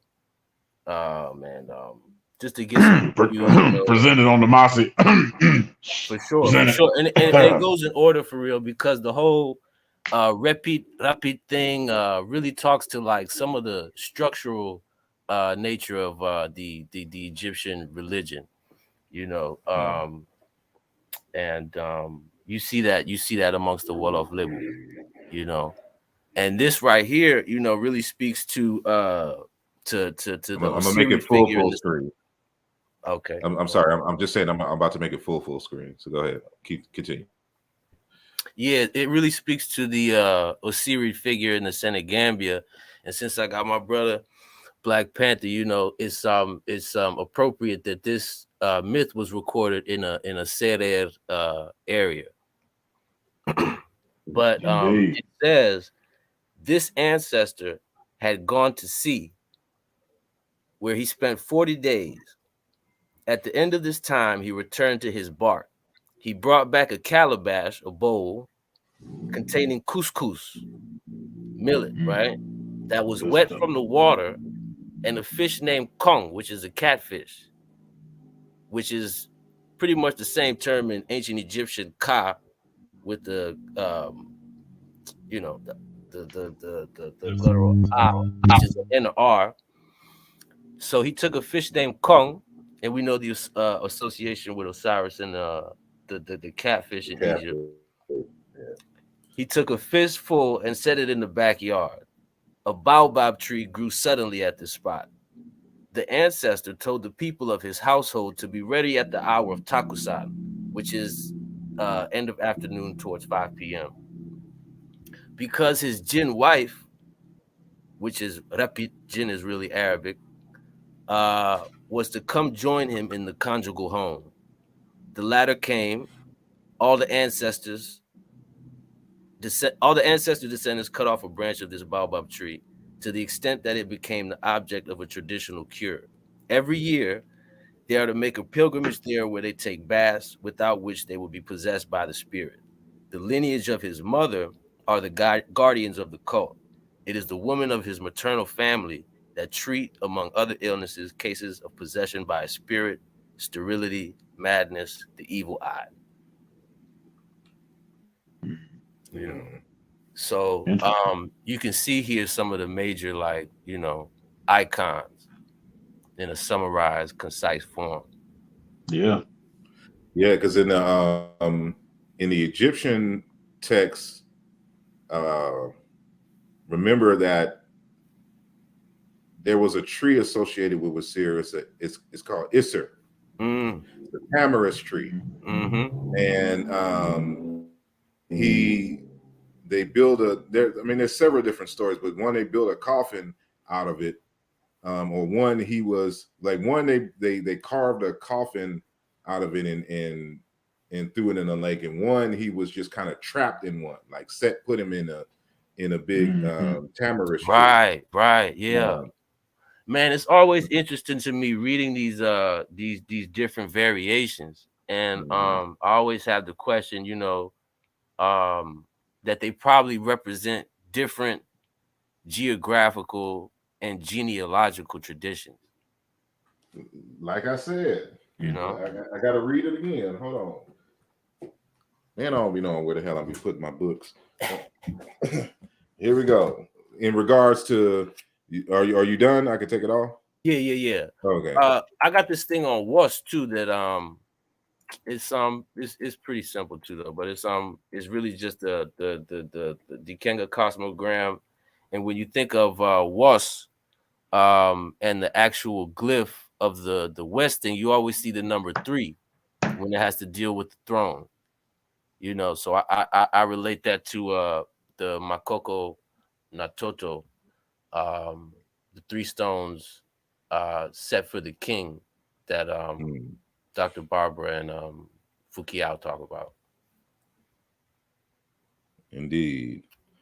I love to. Can't wait till you release it.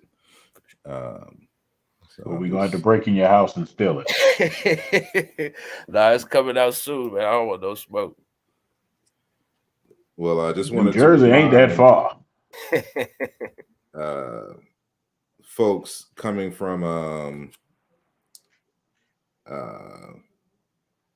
the Yoruba tradition and the historical study of Yoruba religion in the book Traditional Religion in West Africa. And, you know, it says, in the face of evidence presented above, it is no longer valid simply to compile a list of Yoruba gods and goddesses as if they originated in their present form, their genealogical order, their substantive attributes, and their hierarchical stratified statuses by means of an original primeval revelation to the Yoruba ancestors.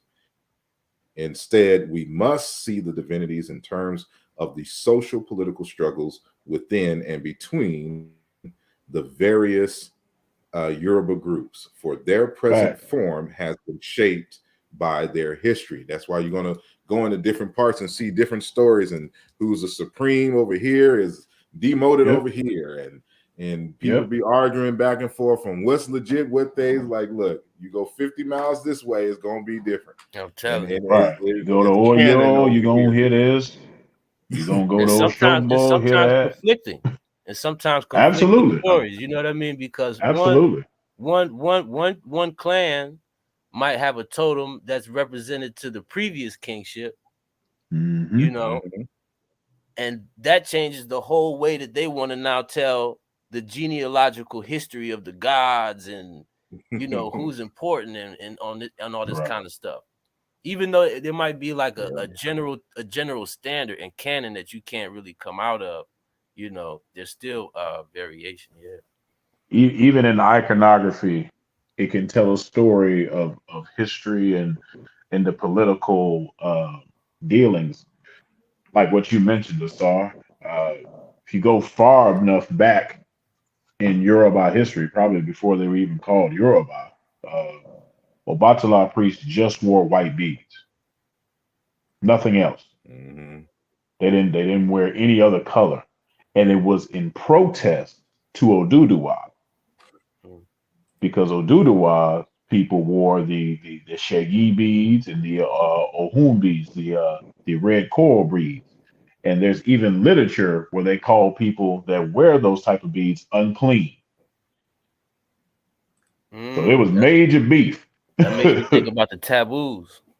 It was major beef back in them days, you know, and that kind of got erased as other kings came along and you know, mended fences and stuff.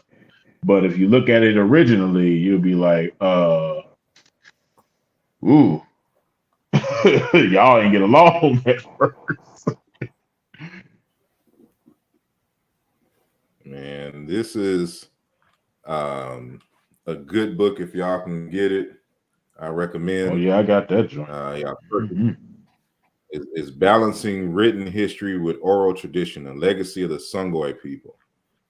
And you know, this is by Dr. Hasimi Omarau, if I'm saying that remotely correct, Maega.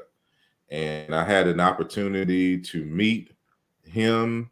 I was first acquainted with him in Atlanta when he came for the Nile Valley 2 conference, all the way from Mali. And he is a prince, you know, kind of like how Dr. Mubabingi Bololo is, of royal lineages of the Songhai people, right? And so he was gifted, of course, with information that a lot of folks don't get. And he was able to put this in the text for us. But the key to this is it's a good, it's just one of many, but good text ultimately to show you how different language groups and political groups and ethnic groups come together either by force or by fleeing or whatnot, and they create a civilization, and how each group contributes something to now which becomes the overall narrative.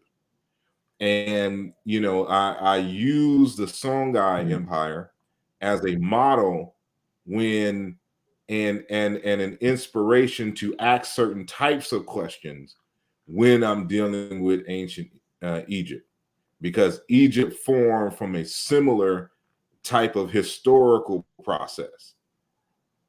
And when you have that type of understanding, you approach Kemet differently than most folks who don't have this kind of information when it regards African people. So when we talk about the Zulu Empire, it's the same. Zulu was a small group of folks, a nomadic pastoralists who I really believe were actually Collagen Nandi folks who adopted a Bantu language, but kept their pastoral tradition. And when they came around and was traveling with the rest of the Nguni population, they just went kind of buck wild over there, Shaka Zulu, and created an empire. But he incorporated different ethnic groups. So there are Zulus who historically weren't Zulu.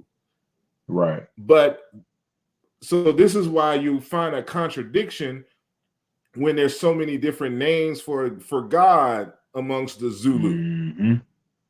Is it really is different groups who became politically and socially Zulu, but have kept to a certain extent their ancestral traditions, but they all contribute to the now what is being given to us as the Zulu narrative. So when you have this kind of background, you look at Kemet differently. You're like, I get it. That's why when I see those different pronunciations, how that came to be, right? And peace and blessings to Brother Smash for giving a generous donation. It is very much appreciated, and thank you from the Magi, the one-eyed sniper, he says. Peace and blessings to you. And this is a very important lesson that you're bringing up, Brother Asar, because you start looking at not only just Kemet, but African kingdoms in general. I mean, any empire from the past. And if you really start looking into their culture, spirituality, festivals, all of these cultural expressions, you'll start to see these people are not a monolith. These people came together and elected leaders or somebody took the reins, but they were not just people that just, didn't have anything and came together to make something. No, they had their own things going on, and some of it made the cut and some of it didn't. Right. And some people left because they things ain't make the cut. Right, that's a big thing too. They talk about started their own stuff, set up new societies all the time. Yeah, so it's a very important lesson when studying African empires to look how they came together and how it shapes, forms, moves, and morphs through the years of its reign. Because you'll start to see, you'll be like, oh, this isn't used anymore. Oh, they don't do that no more. Oh, what happened to that? I mean, in ancient Egypt, it's really, really obvious because they left so much, evidence as far as archaeological artifacts, and things just change. One One dynasty, this deity is the head honcho. Next dynasty, you don't even hear about this deity no more. You know, you start hearing about another deity. So, This that's a is my great favorite lesson for chapter. people to get. It's my favorite Right. chapter: religion, belief, and spirituality. I'm sorry. Oh Go ahead. yeah, I just want to say, it got some heat now. look, I be telling folks, like, if I pull out my library, you know, I could act an ass in this conscious community. I don't use them as weapons like that. I should, but You like should there's not. stuff that people don't understand, that you just certain things. See, this is the important chapter. This is what I was looking for Take a towards day. Pan-African Take a integration. day. Take a week out the year to just go nuclear. Yeah, it's just so much. Like, African history and culture is just so freaking rich, and if you don't have these backgrounds, like, you just won't understand. You got to sit on a mat somewhere and complain to like a babalawo about some issue. He tell you ain't shit because of your character, because you was acting the ass at the club. And what do you mean now you got to go give so and so? Like, I remember I had to do a sacrifice, quote unquote, that involved me finding homeless people and giving them food. Yeah. Right. You know what I'm saying? Like that's part of the process. So what do you learn in that process? Right. Like, certain things I had to realize, like the death of something is the birth of something. Mm-hmm. Right. Like, something can't die without something else being born in the process. And this is why it makes you think critically about the things that you create and the things that you try to take away. Even when we're thinking about nation building and building something up, as far as and this is some original Songhai writing, right, that you have here. I'm sorry, but I'm trying to find, because they have like their own kind of like the Kinga symbol. I forgot what page that was on. Here we go. Mighty Congo Anyway, cosmogram. yeah. And so it's broken up, a circle into 4 demarcations. It has a slightly different kind of thing, but it's an ideogram of Aru, man. This is cognated with Remech. Woi, woman. Urkoi, God. And Goi Jinawe, tools of production. So these are all the things that you need for success. Man, woman, tools of production, knowledge, and of course the divine. Right. And he goes into the deeper aspects of this. And I wonder, like, this word Urkoi, I forgot what it means. But I think this koi part here is kind of like cognate with the word ka, which would mean, if I remember correctly, that this would be a variation, ultimately diachronically, a variation of the word nature, right, in the Songhai language. But anyway, who was talking and I interrupted? No, you good. I'm just agreeing really with what you're showing. And the Dikenga thing to me is just really super, super dope, man. That's a symbol that you've shown is so widespread across Africa. And it's also something that we brought here, Indeed. Yeah, that book, I don't know if you have it. It's called Africanisms in American Culture. Edited by, I forgot who edited it. But Robert Ferris Thompson, who I showed earlier, has a chapter on those Congo traditions that came to the United Joseph States. E. Holloway. Joseph Holloway, exactly. And he shows how the Kinga, was, we lost it for the most part here you know, those of us like myself, of course, readopted it. But in terms of the earlier days, there were certain practices that they would do in the Congo, like putting the baby over, like carrying the baby over the grave, so that, you know, the soul and spirit will know that it's dead. Matter of fact, I think they do that in hoodoo today. yeah, like that's a Congo tradition. You bring the baby over the grave because, you know, babies are, you know, they just came from Orun, and they still have the eyes of Orun and can see spirits and stuff. And you gotta let them know that, you know, this isn't that we gotta socialize you for this place, right? And to let the spirit know that it's dead. And he also mentions in the text how one of the major reasons why they have grave goods is so that when the spirit, you know, basically to avoid a Sixth Sense situation. So y'all remember the movie Sixth Sense, right? With Die Hard, Bruce Willis in it, and the I See Dead. Oh, the little boy. I was trying to remember. Now I got it now. You remember that? I see dead people. You know, with the twist at the end was that Bruce Willis was dead, but he was walking around like it was normal. You know, and I'm sorry. Yeah, I was Oh, I thought you agreeing. said something. Oh yeah.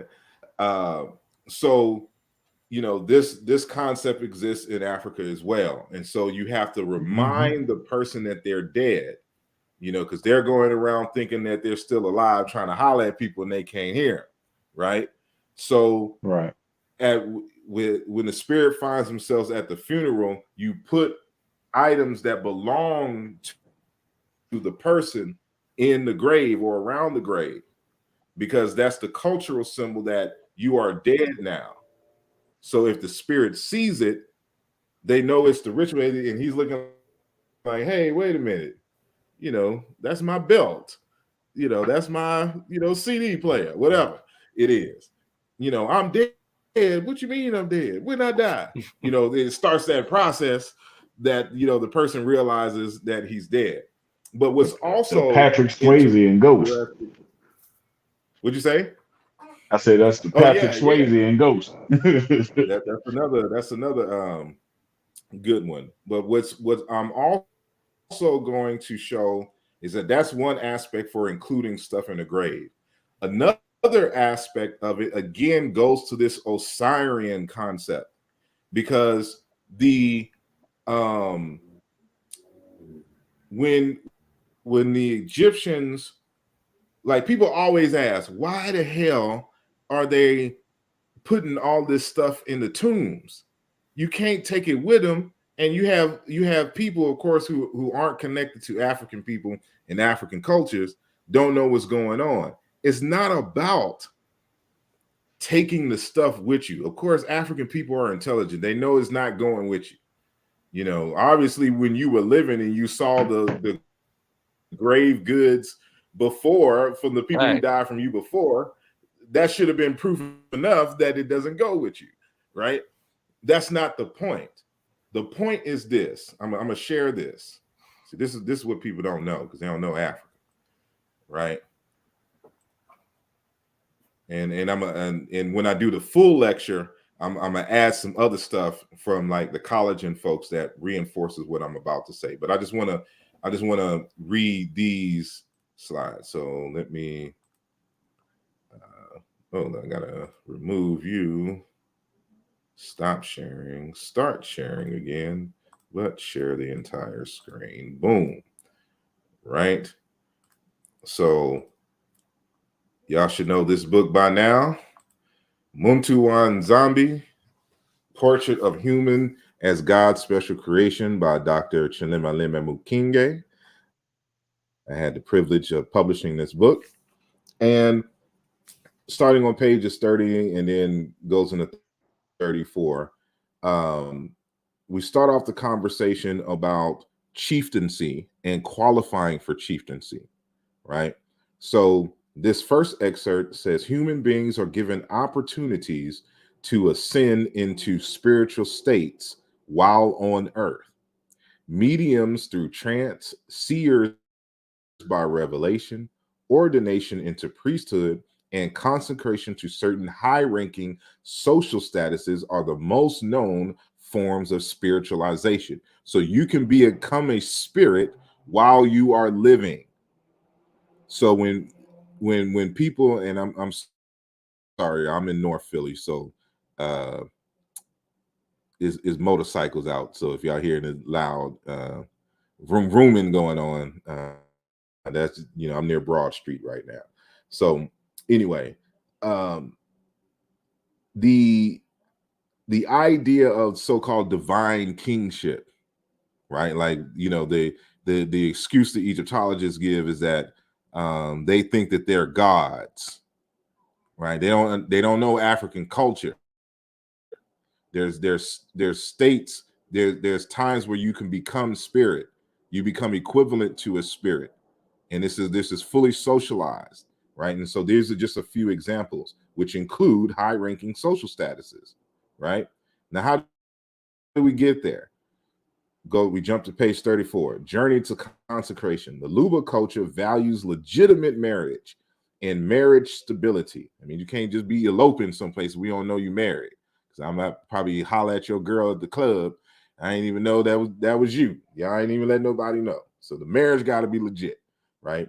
Marriage stability. Wealth achieved through personal hard work. So remember that that ideogram from the Songoi that we showed, and it had the four demarcations in terms of the four major elements that you need to be successful: man, woman, tools of production, and God. So it's kind of like the similar thing here.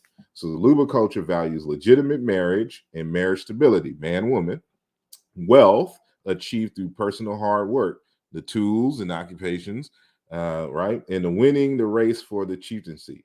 In each case, if the ancestors are pleased with the accomplishments, they will call the achiever to seek spiritual anointing, consecration from an authorized, established achiever in the same domain.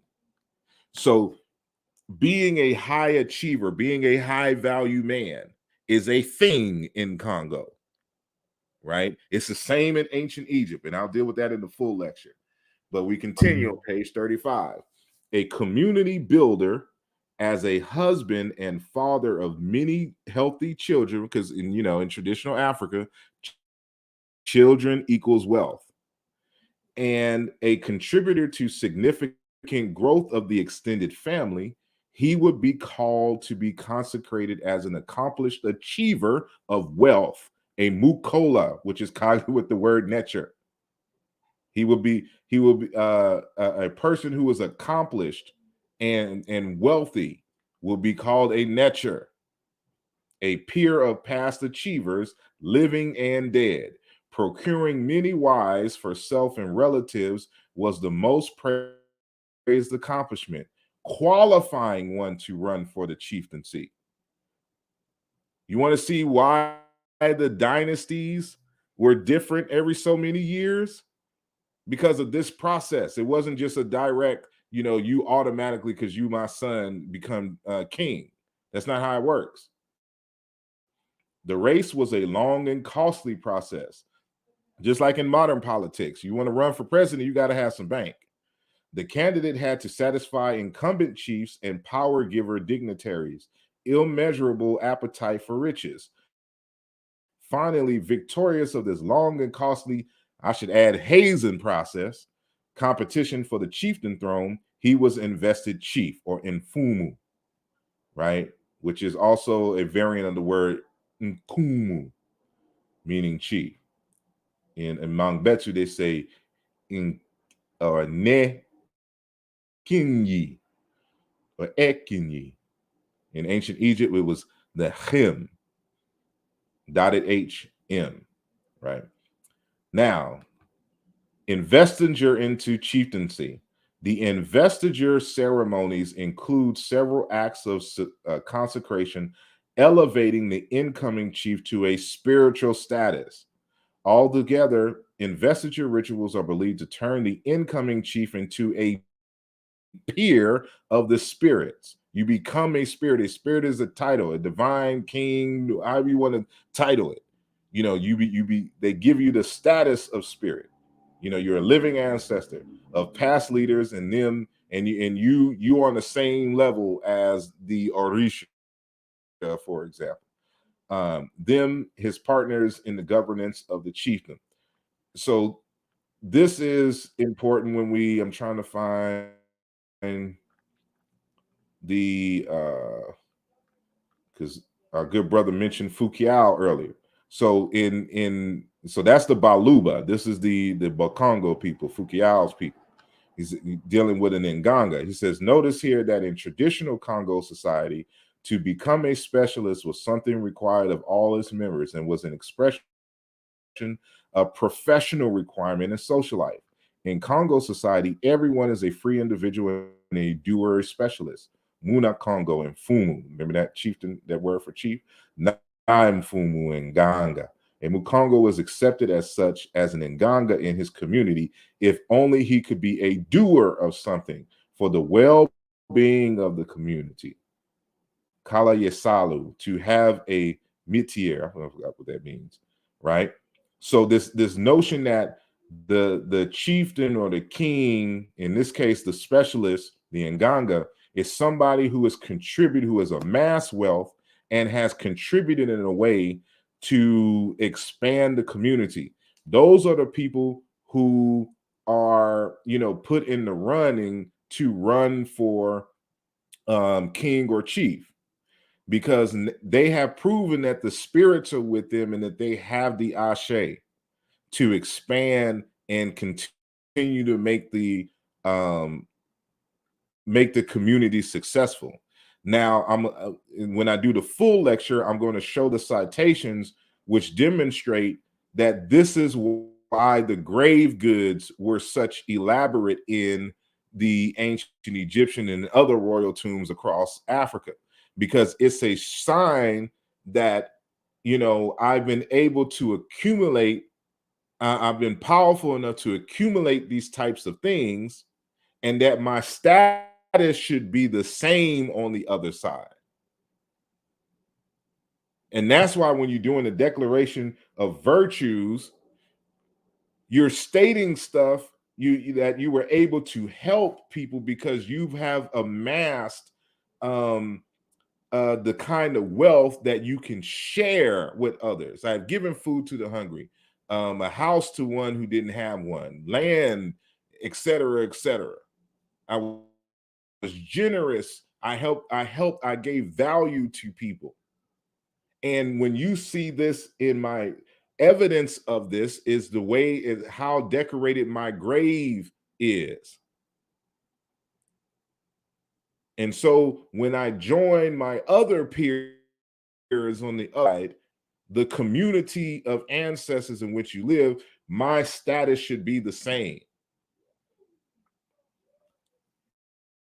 And I'll show that in the future conversation. But and where did what's the name go? That's all facts. You mentioned amongst the Orisha, you'll see in a lot of publications they say, well, the Orisha are 401 in number. And people will say, well, that's an odd number, 401. Well, that one is usually reserved for the king.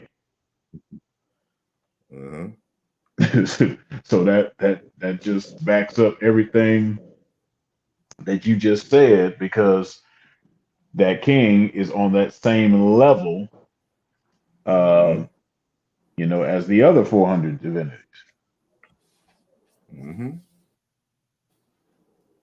And I see we got our brother Sekou Kela in the building.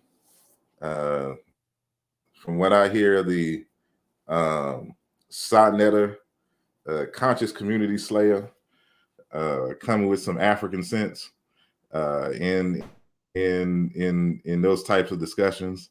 Peace and blessings, and welcome to the panel. Peace and blessing, brother. Thank you. I've been watching, since you started, and always good to tune in here and then learn, most of the time. I'm not a linguist, but I really love when you make these connections. It's very, very amazing. I was trying to ask a question because I think you use Chiluba, right? It's the Chiluba language. Yeah. So this country, I was asking if you know anything about, Rwanda shares border with Congo as well. So the Rwandese speak a language called Kenya Rwanda. So I was just trying to check some words to see how they too use words like spirit and all that. So they call God Imana, So when I look at it, like the way we pronounce these hieroglyphic words, like Amen, and so, but they are saying Imana, and I see the IMN. And when I look at the hieroglyphics, I actually see the same IMN if we have to follow just the consonant and that one vowel there. So they are saying they are pronouncing the Imana. Yeah. So, but one of the things I found is the way they call spirit. If I was allowed to share my screen to just show on the Google translation, they say Umuka. So, but when I thought this one word, the Umuka, then I found out the Umu is actually man, then the Ka is different. So it's like they are using spirit in a man or man and spirit at the same time. So I don't know, are they using the word to say human is a spirit or spirit is in the human? Because they use the word Umuka. Then the Ka, when you remove it, it still say the Umu is human. So definitely the Ka then. Yeah, can I show it on the Google translation? Yeah. Okay. Yeah, you have to show it, and then once it pops up, I have to put it up on the screen. Window. No.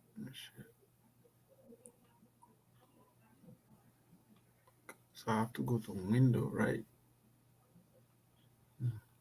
Yeah, you press present, and you either share an individual, like if you have Chrome up, or you can share your entire screen, and then whatever's on your screen, it'll pop up.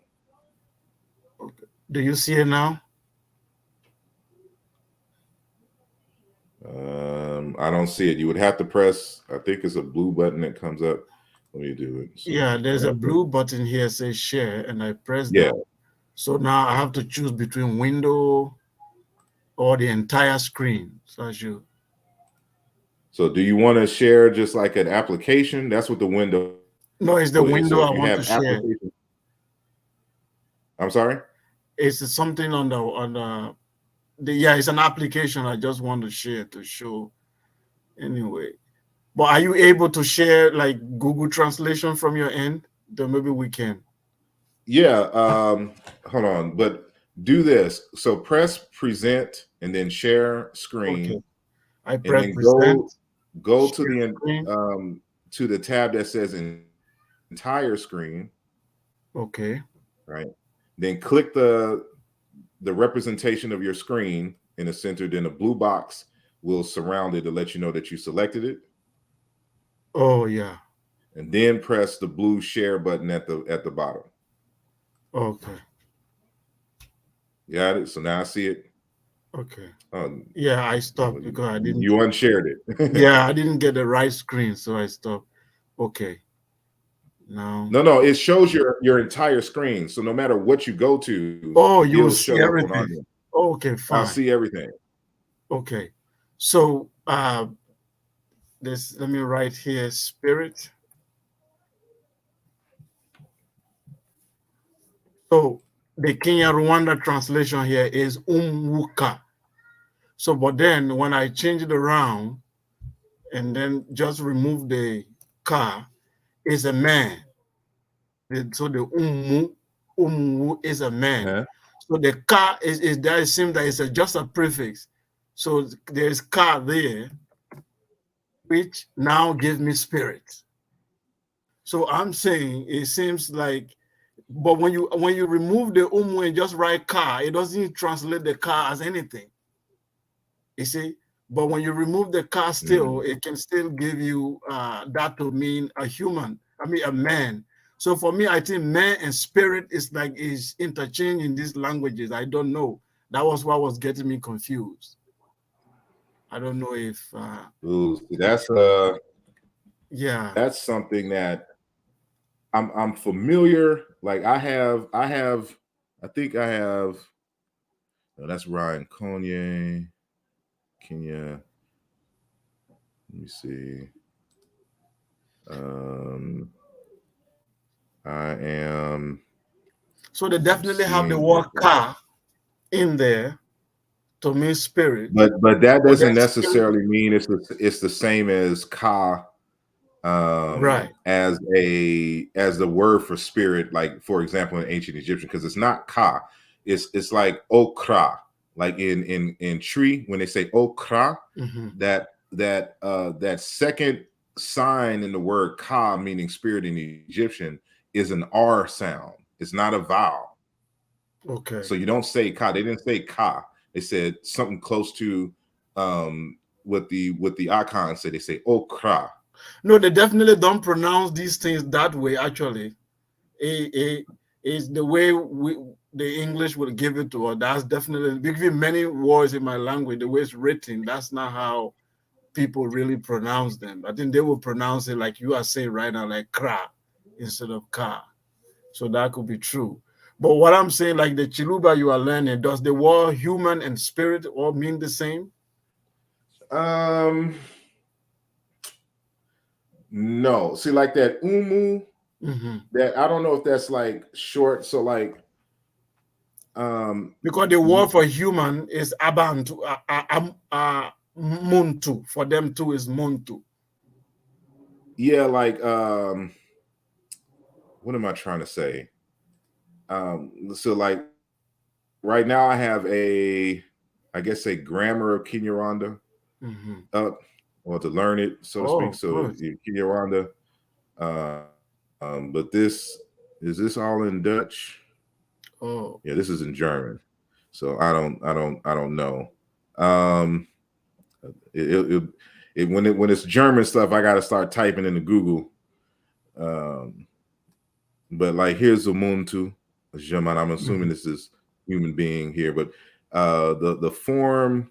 See, here's Umunya Makuru, journalist, student. Let me see if I can.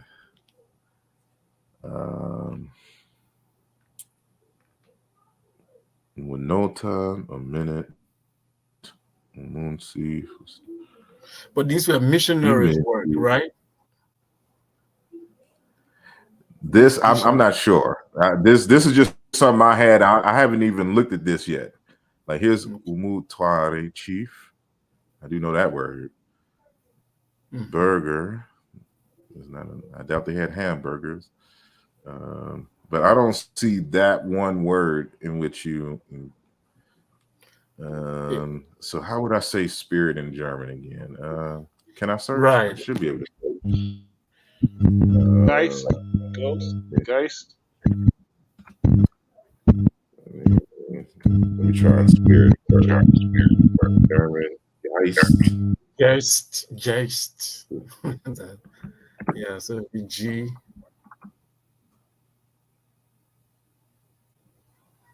Nope. Then let me try ghost. Same thing. Let me try this word here. So this is stuff I got to do. Right. For all these words in other languages that I don't be knowing, like German. Well, let me first make sure that sometimes it'll give me the appearance like I'm searching, but it won't allow. So let me.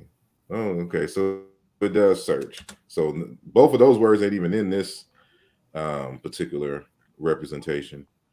Let me see if I got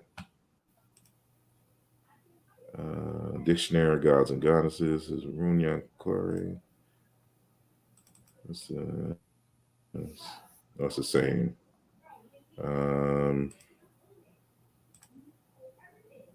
That's Swahili. What's this one?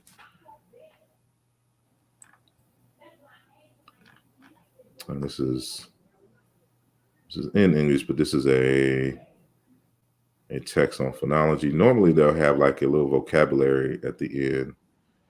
Let me see this one. It's not quite the same name, Right. But it's related. So I'm trying to see if a closely related language has something up that comes up there. I have to find that, but it's yeah. Or should we write the Kenya Rwanda word umuka and see if it comes up? Anyway, it's okay. I was just wondering. But that's what I was looking for, like that list. Yeah, it's not even in the it's not there. In that list of, so I gotta get me. I know I have a freaking dictionary of Kinyarwanda. I don't know why. Because the problem with my language, we got a lot of Arabic words have messed it up. So many in Madinga, so many Arabic words. I think I might have one. Let me check. I think I have one on academia. Let me check. All right. But to your previous question, I know this book can answer where Imana comes from and what it means, because it's all over the Great Lakes region. And this book is The Historical Reconstruction of Great Lakes Bantu Cultural Presentation. And it's something I know you're serious when you fold the tips and the corners, of your book. So it's one of my folded pages. So let me see if I can find it real quick. Is it the book that Cambon criticized? Has the book been written yet? Which book? I don't know. I don't know if they were writing. Oh, you're talking about that's Jahi Issa, Dr. Jahi Issa's work. Yeah, their work was already published, so that's what he was criticizing. Okay. And which I don't,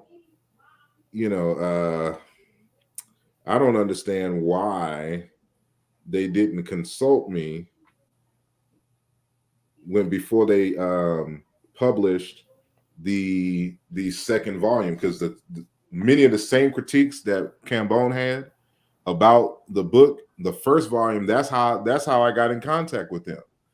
So, and instead of writing an article, essentially dismissing their work, I understood what they were trying to do. So I reached out to them and said, you may want to consider, consulting a linguist when you update this book, because I can see these mistakes and somebody's going to call that out. And so they made a second updated version, but still didn't go through that process. And this is stuff that I could have pointed out to them early. But so the Great Lakes Reconstruction form, they reconstruct in this form. Let me write it out. Saying that is life force, right? Let me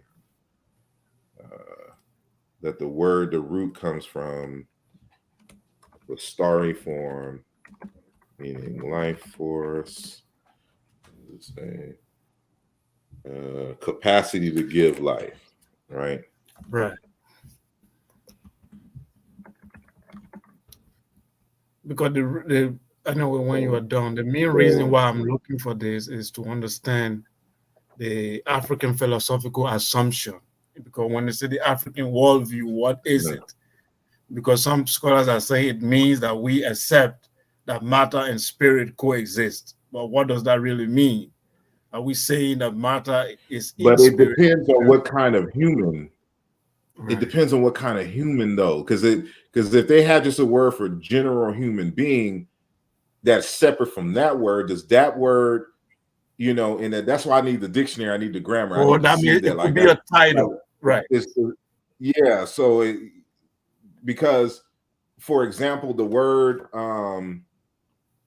kole in Chiluba it comes from a root kol or kola, meaning to grow, right, to sprout.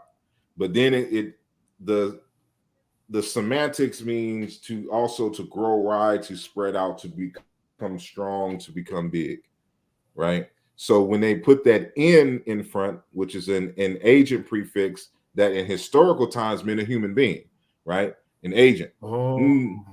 Nkole. Now it means a powerful man, a powerful, preeminent person, right?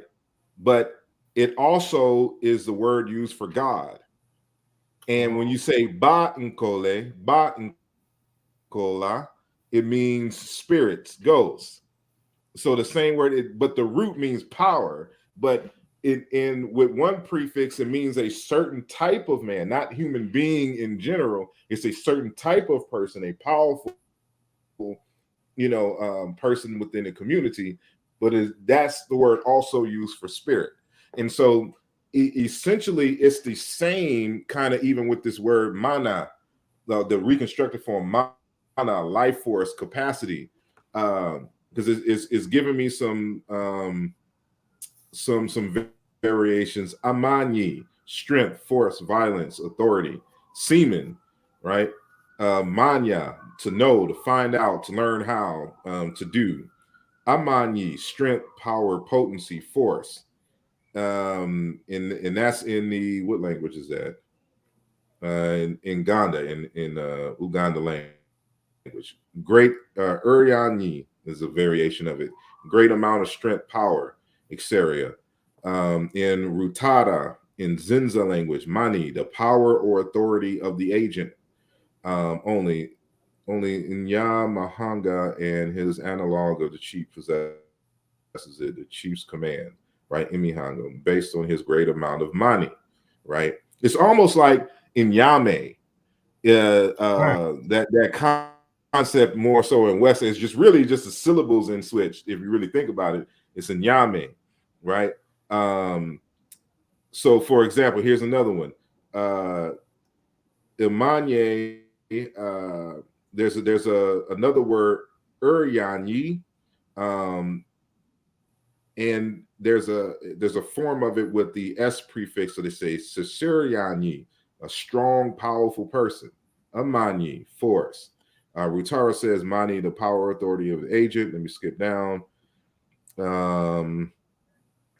Amani, strength, force, violence, power, authority. And Mani, strength, might. Amani, Mani, Kumani, think the know-how to be able to do. So for them, not only is just power in general, force, and the ability to create, like within that same semantic context, the ability to think of stuff to create, like intelligence is part of that same semantic, but it's coming from a root ultimately meaning power. In Runzori, Nandi Amumanuka. So this might be related to what you're saying. So I see Amu Manuka, Amumu. Well, someone's going to have to help me with this. Omo, I got to break it down like back in the day when you was in elementary school. Right. So Omu Munu Nuka, unusually strong man in excellent health, right? Forest Bantu in the Shi language, Inama or Imana, they switch it. Court, public place, divinity, protective spirit. Havu, Imana, divinity, oracle, tree beneath which you pay honor to the divinity. Chance. Timbo, Chimanyi, crown or cross worn by the chief, right? And then here we go in Rundi, Imana, principle of fecundity, fluid, chance. The king is the principle of fecundity, incarnate. See, like this is where this group of folks ultimately is where I argue we get the God men from, because this is men, you know, and the personification in early who when another Nilotic group came and brung Asar or Syrian concepts into it, that's who Asar absorbed, because Asar is essentially the same thing, built off the same conceptualization and roots. But this Imani has to deal with a whole slew of things. But fecundity, you know, that potency, that ability to create, to make things expand and prosper and the like, is in here as well. But I don't see like a version that has Ka after it. But yeah, Right. Imana, supreme being, essentially good creator, also known as Rurima, manifest and protection, creative power, etc., etc., etc. And I have this marked here because I'm getting ready to write on this very thing here in ancient Egypt. So that's why I have the corners. I don't have any bookmarks on me right now. I'll be using all kind of weird stuff like old receipts, bookmarks, headphones. If I need to find that page, I'm just gonna get to it. Right. But man, thank you so much, man. So, yeah, you're welcome. Yeah. And I see. Okay, so our brother Okeke gave us a link to, it looks like a short dictionary of Kinyarwanda, and it's in English. So ancestral spirit Umzimu, and in other languages is Motzimu. I'm very familiar with that term. An ancestral spirit, a harmful one, is Igisigo. Holy Spirit Umwuka Wera Umwuka Muzine. So I'm seeing that Umwuka. But it's, but the problem is two words, because the Umun is human, is a man, actually not human, because human is Mun too. But Muntu and Umun comes out kind of sound the same. But the Ka, they added to the end. And but the Ka may just be a suffix, like a grammatical suffix. So I'm right. Because I'm sorry, I didn't know I'm not sharing. Let me share my. Well, now the missionary will add the Holy Spirit to that. I know they did that because they were now trying, because that's the problem with most of these, like the Yoruba, the Bishop Ajayi Crowther dictionary. You find a lot of problems there because they use the words to suit the Christian understanding. So now Holy Spirit, that's the word, Umunka. Okay, just spirit, basically. See, I know a sister on Facebook. This is her language. Okay. But I know by the time, I don't have her phone number, so I can't call her. But by the time she gets my message, she, you know, this program would have ended. But I'm definitely going to consult her concerning your question. Let me see if there's what's the other. But this is the word here. Yeah. So Umunka. So would it be Wu? Or is it Uka? Like what is? Because when you remove the Ka, it still give you the word man. So it says air. See, one of the things. I'm sorry. It says air is Umuka too. The word air. I just saw that. Oh, really? Air Umuka. Yeah, I just saw that. AIR Umuka. Wow. So air and spirit.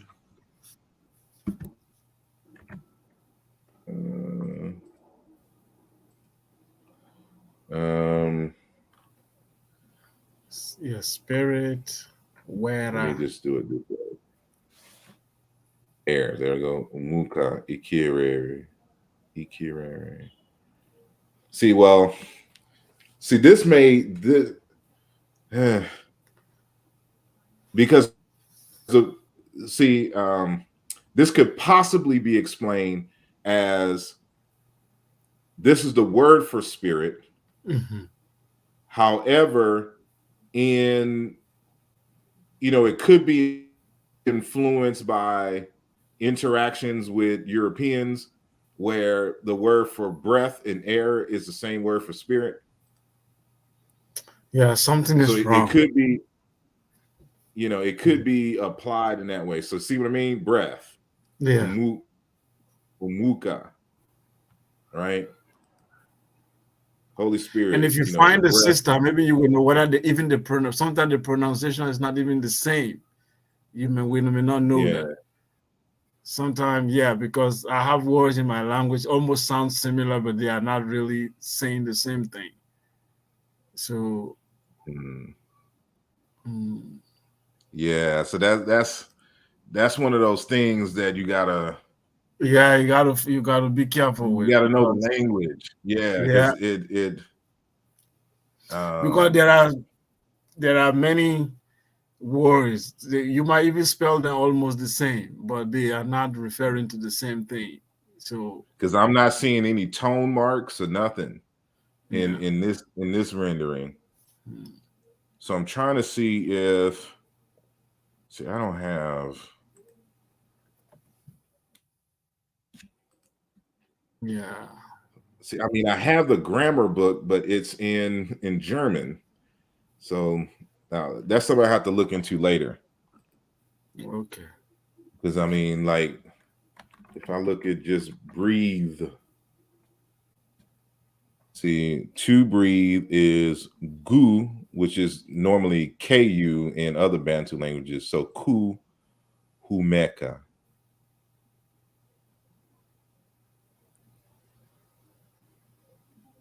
So is this H just put, because in some languages, see, I'm not familiar with the details of this language. Yeah. So some languages, when there's two vowels like this and it would sound funny to a native speaker, they'll insert a consonant to kind of break it up, to keep that same consonant vowel form of the word. So I don't know if this is like because I know this gu because it's a verb too. Like I bet you if I find some other verbs, it'll have gu in front of it. See, like guhamba. Yeah, iguhuru. To bury, right? So it may be actually GUA. So let me find another. See, this is Gukun da Kwakaza. Guku. So yes, I don't know. Let me see. So I'm thinking that this is all one word or one part of the gu, like GUH in here. So when we go back here, so that's the prefix, and then this is umeka, to breathe. But we're seeing this the changing of this vowel in this word here, because they should be essentially the same, just with but sometimes, as I was stating earlier, for people who are watching, you see how these prefixes change the pronunciation of words. Even in this case, it's just the vowel change, right? So the M is rounded. This W is here because of this. I think this is the original form here. Gumeka. And because it's simply umu, this U influences how you pronounce the M, which rounds it in front of this and makes that U. Otherwise, it's just, umeka. And Google may be wrong on this. I'm not sure, because then it would just, because the argument then would just have to be umu or ume, right? And I'm thinking that my bad, that this is the original, but because of this guttural H here, it influences how they pronounce this penultimate vowel here, and that's why it's E or A, guhumeka, right, instead of guhumuka or guhumuka. I guess they would find it funny to so let's try this here. Umubatsi, builder, but building in Yubako, manner of building in Yubakiri. So, but no, because I know like ka and k is a verbal suffix in Bantu languages, but when we're dealing with that word for spirit,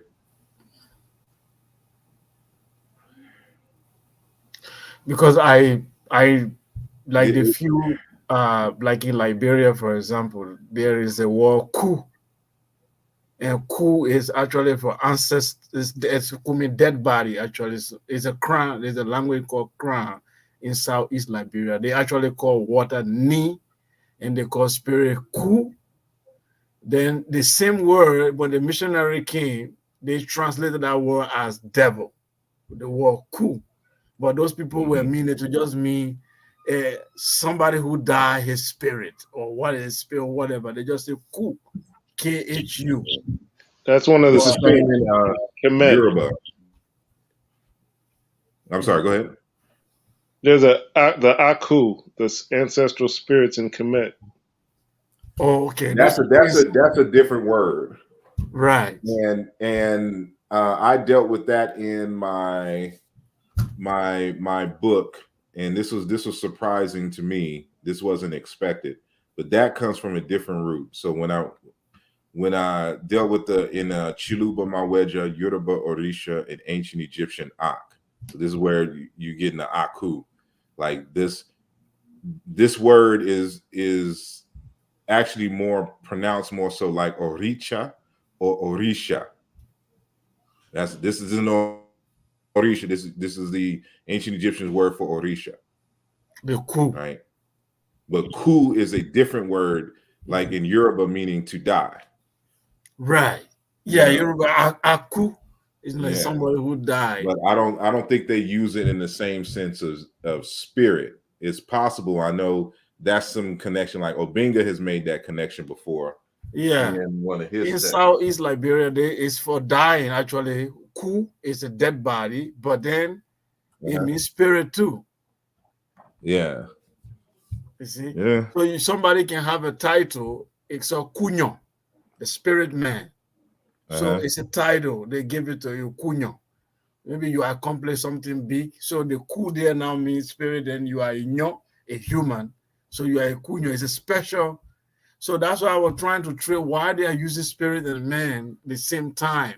That was why I brought this question, to understand the rationale, behind that.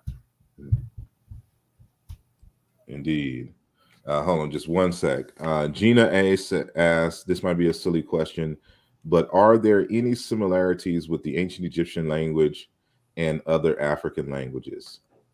And yeah, so I'm assuming it's not a silly question at all, but this lets me know that you're new to this channel, because that's all we do. Like that's the number one topic on this channel, at least. That's all we do is show those types of relationships. So I would encourage you to kind of visit some of the old shows, subscribe to the channel, and so you can get notices when we have those types of discussions. And speaking of subscribing,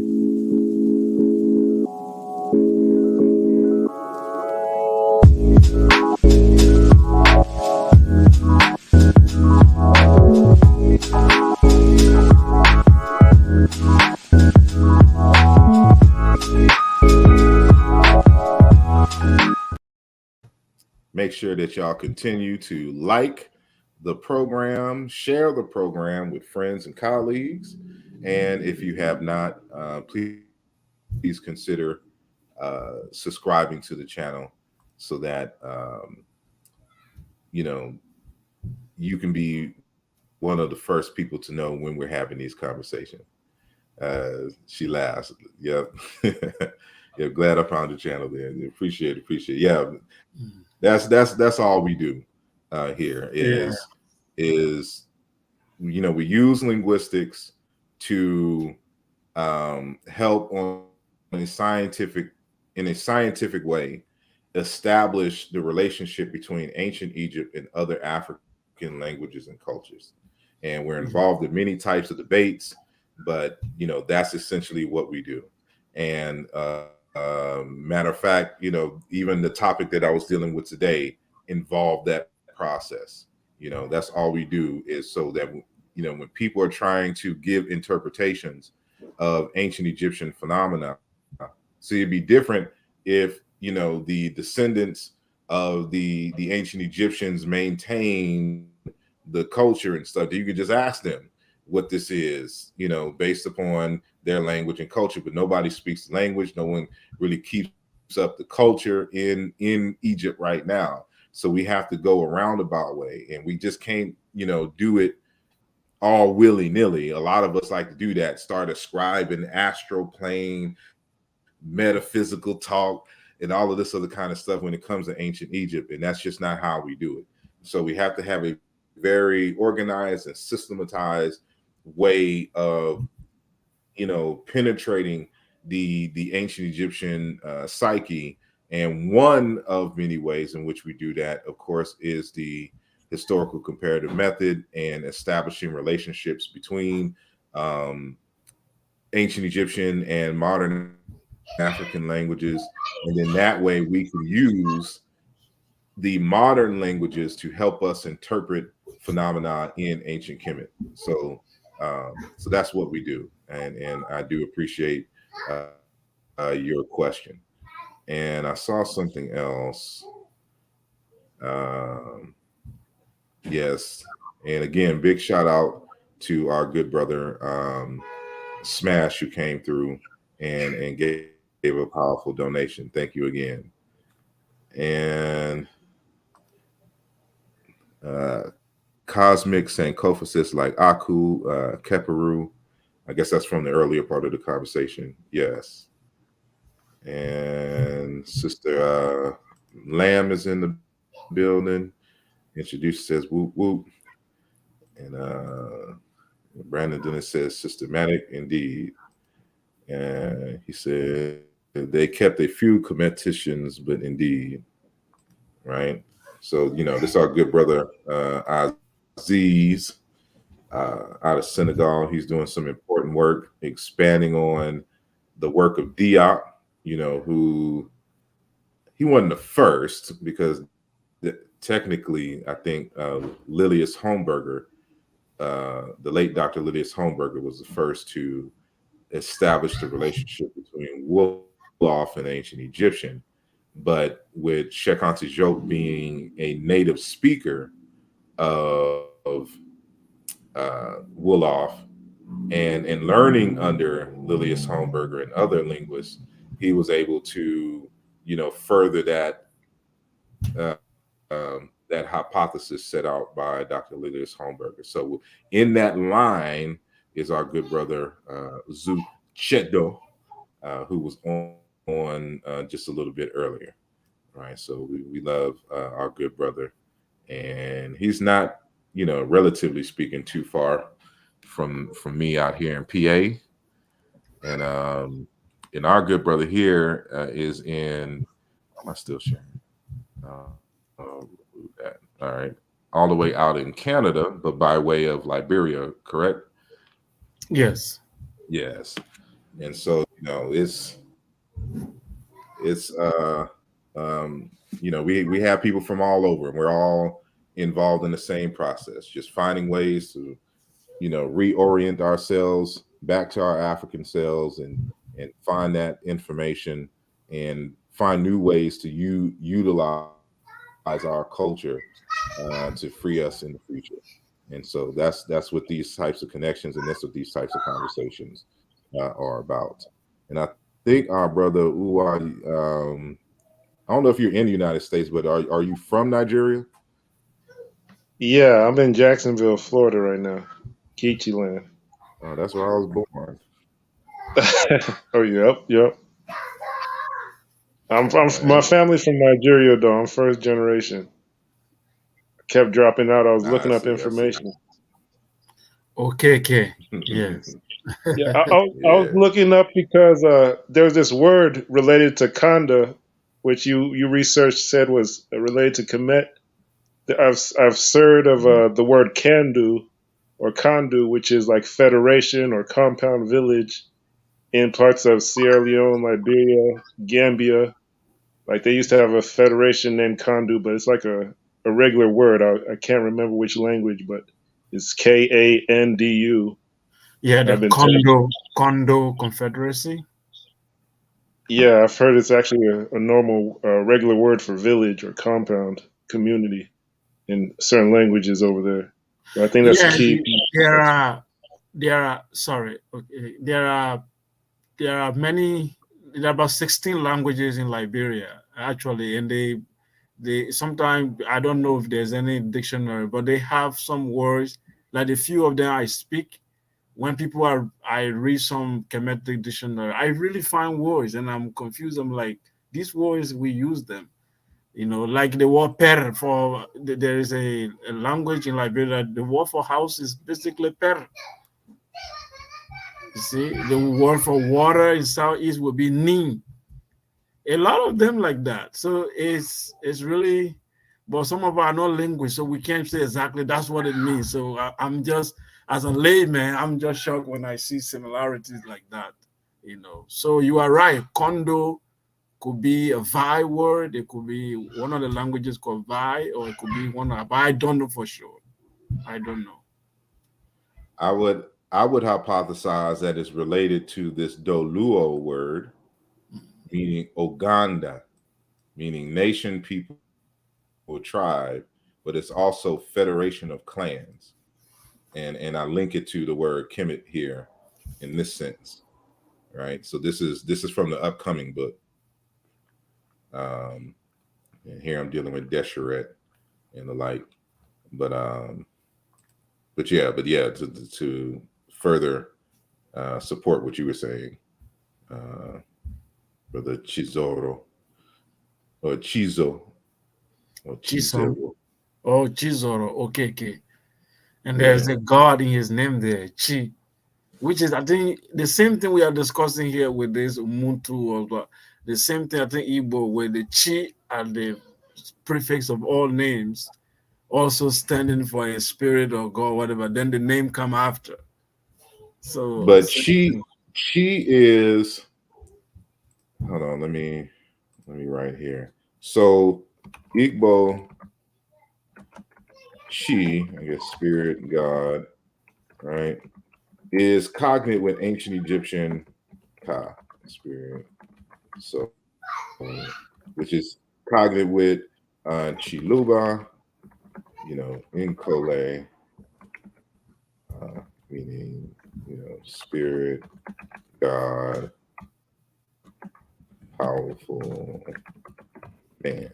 And the issue is that the K was palatalized in Igbo because of this vowel, and the second um, syllable was dropped, which happens a lot with liquid sounds. So when we're saying ka, spirit, soul, etc., it's not ka, it's ker. This is just how we write it because we don't Right. have the glyph. We don't have that sound in English, so it's not on our computer. So we have a process for which we use a letter to stand in for what the real sound is. And in this instance, it's a type of R that doesn't exist in English, right? But it corresponds to the L sound in Chiluba. So it's Bantu's mainly going to have it fuller than most of the West African languages, where a lot of the syllables have been cut off. So Right. language seems syllabic, just like consonant vowel, but historically they were consonant vowel, or consonant vowel, consonant, and it's just syllables have dropped. But these are all the same word, all deriving from a root meaning the verb meaning to do, to make, or to create. And in nominal form, the noun, it means power, vigor, potency. And then you add the agent prefix is the one, the man, the person, the whatever, who's powerful, da da da. Right. You get it? So like, So that's how probably they were not even referring to spirit. They were just yeah, saying something like you are saying, a man who does this, or yeah. a powerful man. But right? it's an agent. So like, this is why I've, I think Dr. Mukinge was he's defined it the best in my opinion. Hold on, let me nope, not in that one, because it's not. Here we go.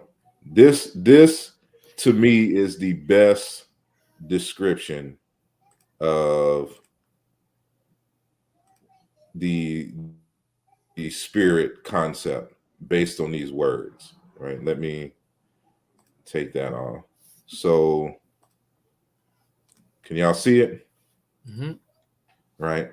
So of course, after I've done my linguistic analysis, so when we're saying chi in Igbo, that is just like this nature, but that R is dropped in Igbo. So they just say chi. They don't have the N agent prefix anymore. So for them, it's just chi, or like when you say chuku, the great chi, right? Which would be equivalent to Necher Ah in ancient Egyptian, right? But in Chinuba is Inkole or Inkola. And so, it comes from those roots, everything that I just said earlier. But the best way to interpret it is the action generating principle. When you're talking about a spirit, you're talking about that thing that makes phenomenon behave in a particular type of manner. It is the agent that generates a particular type of action. So if there's rain is a phenomenon, there's a spirit behind the phenomenon rain. So we give it a name, usually rain, in the language, or we add a prefix or a suffix denoting spirit or something like that. And it's the action generating principle of the phenomenon rain. So when we talk about Ogun is the action generating principle behind the phenomenon of metallurgy that creates objects and things. It's what a spirit is. It's not simply air. Air is another word used metaphorically to refer to the action generating principle, to that Like essential core power of the person that animates them, right? But I'm sorry, I heard someone. It's like a wave energy. It's like the wave of metallurgy, or the flow of metallurgy would be Ogun. Well, yeah, but the way when you say wave, now you are dealing with matter already. But the way he's saying it, like action generating principle, that means it is just that principle that make that even that wave to form. Exactly. So it's even beyond the wave. Exactly. So like this is the action generating principle behind vegetation, things that make things grow. Right. It's the action generating principle behind the inundation and the flood. Like, see, like, people don't know Africa. Like in these other, once you leave Africa, like they misinterpret what we're doing and what our concepts mean. You know, it's the action generating principle behind the phenomena.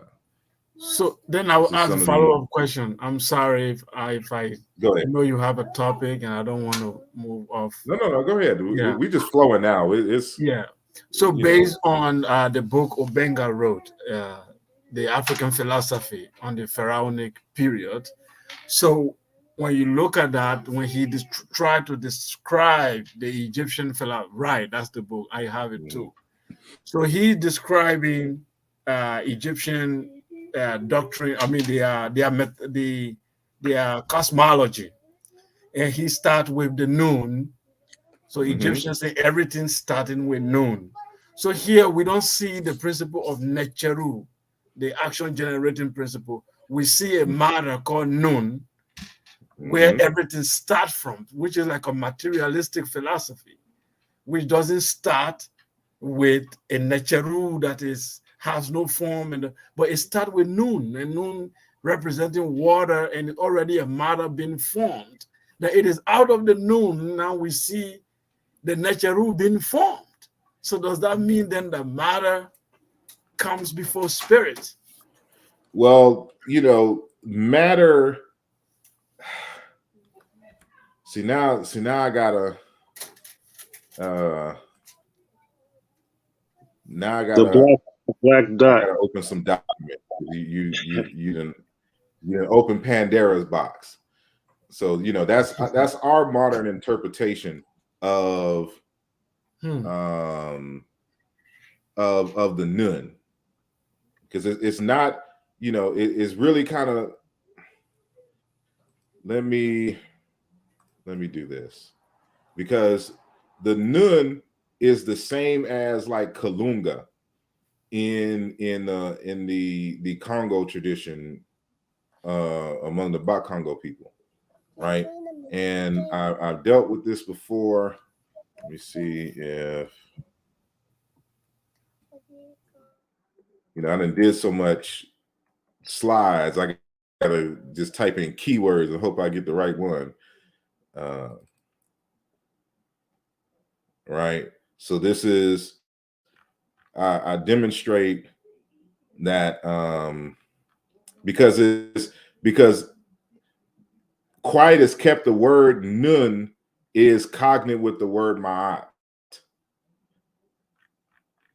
And again, we got to remember that ancient Egypt was a place where different groups came together, right? And contributed. It wasn't some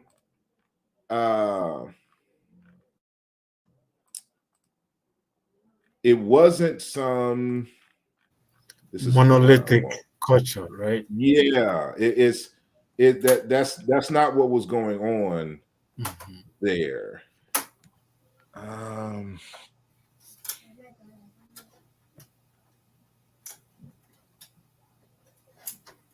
Let me try this one, because it's we have because I link it to the word imbungi, the word noon, because it's really reduplication of two. And remember, this is a consonant, it's not a vowel, it's not u, right? It's a wa. So you say with na wa na ba.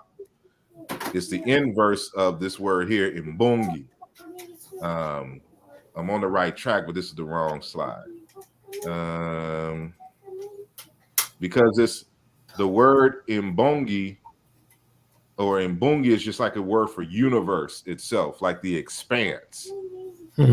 It's everything and all things undifferentiated, right? And it itself, if you can think of nature really, we use the word kind of clandestinely, but is and we overuse it, but it in a scientific sense is correct, and that it's really kind of energy. But energy in a sense is not a substance. Remember that energy is the ability to do work, and then when work is being done, we call it kinetic energy. So that action generating principle involves, the ability to do a certain type of job. And then when it's in motion, I don't know if we have a separate word for like we do in English for for kinetic energy. What do you think of the phrase catalyst or a catalyzing agent for a netter? A catalyst. I can see that. I don't have a problem with that, utilizing that type of language. Right. So Yeah, the action generating principle. I love that definition, but I'm just struggling with how it comes before noon. I mean, how noon came before it. well, the nun itself is still an action generating principle. Mm. An You incubator. get what I'm saying? It's like, that's what I'm saying. Like, it's best to think about it in terms of energy, but not if you think energy is a substance. Energy is a measurement. It is a it happens in two, like we have potential energy and we have kinetic energy. Right. So the when it's in the nun stage, this is the full pronunciation of it, nunu. Oh, This is noon was the real hieroglyph for it. pronunciation? I'm sorry. Yes, this is the full pronunciation. This is nunu. Which is milk in Fulani.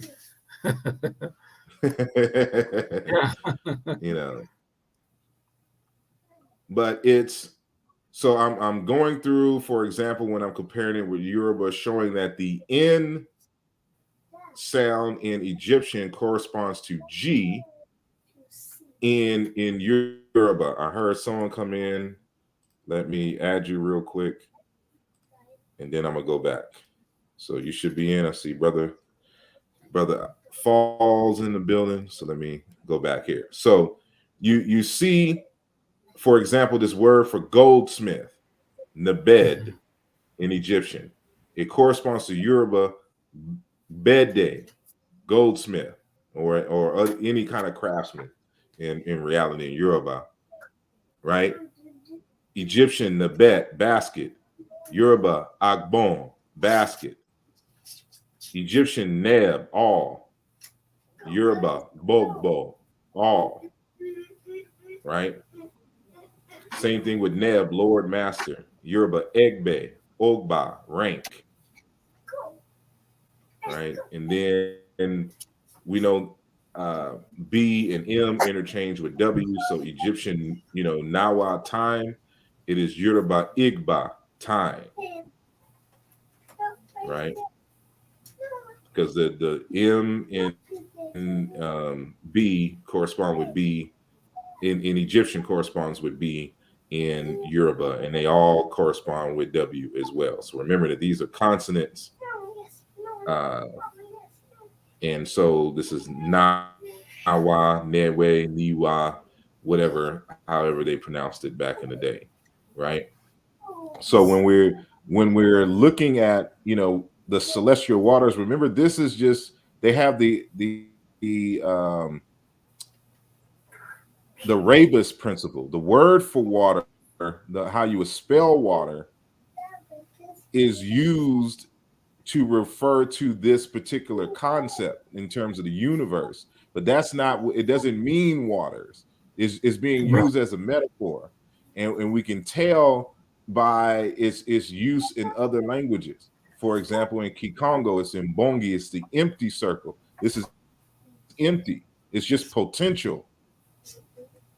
Toli imbag, li imbag, right? It's inverse in these languages, where in Yoruba, it would be a GB consonant sequence, whereas in Kikongo and Basa, it is a BG, the syllabic inverse of what's going on here, right? And so Toli Mbag, Li Mbag, for example, in Basa, it's the word Mbag means cosmos. Also it could be nation. Libag, also village. So the village is seen as the cosmos. In the Duala Bantu language, also representing family and society, and a variant of this word, bukwa, is what becomes belonging to an ethnic group in the like. But I think this is different because kwa can also just mean personal life. So this bu is the bu prefix for abstract. It's not the same, but it could be fossilized in these forms. So I kept it here, just noting that this may not be cognate with these. You know, I But saw that's really interesting. I was thinking of the fact that Joke compares the noon to Wolof Nul, which means black essentially, right? But it's also a word for water, you know. Yeah. So because you can say Nulu, which means to pour water from one container to another. But the other thing that's interesting is that Nul is also has ethnic ramifications, not just in like saying just like black people, you know what I mean? And Yeah. matter of fact, oh man, so yeah, one of the groups who go by the appellation Nul claim descendancy from one of the facets of the Osiris character. You know, see, I'm thinking like based on what you're saying, like what goes into my mind immediately is that because ultimately what I'm arguing is that the word nunu in the original language in which it emerged, it really just meant like the cosmos itself, and that's probably how the word became black in Wolof, because you're looking in the outer space and it's primarily black, right? So With the no light. to support that real quick, a variant. I'm arguing a variant of Nul is a word Ndal, where the D is from a stressed N. So going back, it would have been now, and now is a root to the Senegambian version of like Nawet, the goddess Nut. So you Yes. even see the word new in the goddess Nut. And the word Ndal is You a word see? for bowl, is a word for pot. And that's now that you say, see, so remember, I'm arguing that it's cognate with the word imbungi, the empty circle, which in a other variant invoke a large spherical bead, imbungwa cup mug, imbangu basket, but Yoruba is agbo, a circle, igba calabash, agbe gourd, igba garden egg, which you can see these variations over here. Now, if you go into the Yoruba tradition, the cosmos is represented by a calabash, which is equivalent to like a bowl. It's just a container. That's all it the historical meaning meant. It's a closed container, but it becomes a cup, a mug in Kikongo, or a large spherical bead or basket. But it could be a garden egg. That's why it's an egg in the Dogon, right? But for the Igbo, I mean, for the Yoruba, it's a calabash, right? And so this empty circle, the imbog, the imbog. Let me read this real quick, and I'll hand it back to you. It's even the smallest universe or empty set in the mathematical sense. The almost empty, inso imbog, the universe new, or the universe down to its barest essential dimension, the infinite set. Imbogni imbog, the universe within the universe. Insignificant, indeterminate. Liambogli ki, universe of what? The infinity small. The universe of the universe. It's the cosmos. It's the infinite universe. It's not water. Like that's European people don't understand, African cosmologies and the like. This is why these comparative things are important. But I'm sorry, go ahead. No, man, it's just what's striking to me right now. And even like right here, Muck, and So a cognate word to ma'at in Wolof is matit, which Mhm. means culture, traditions, moral values, essentially. Yeah. Um, so but Oh. mbatu is a word for a small kind of bowl. And the thing that's so crazy is like people really underestimate Africa.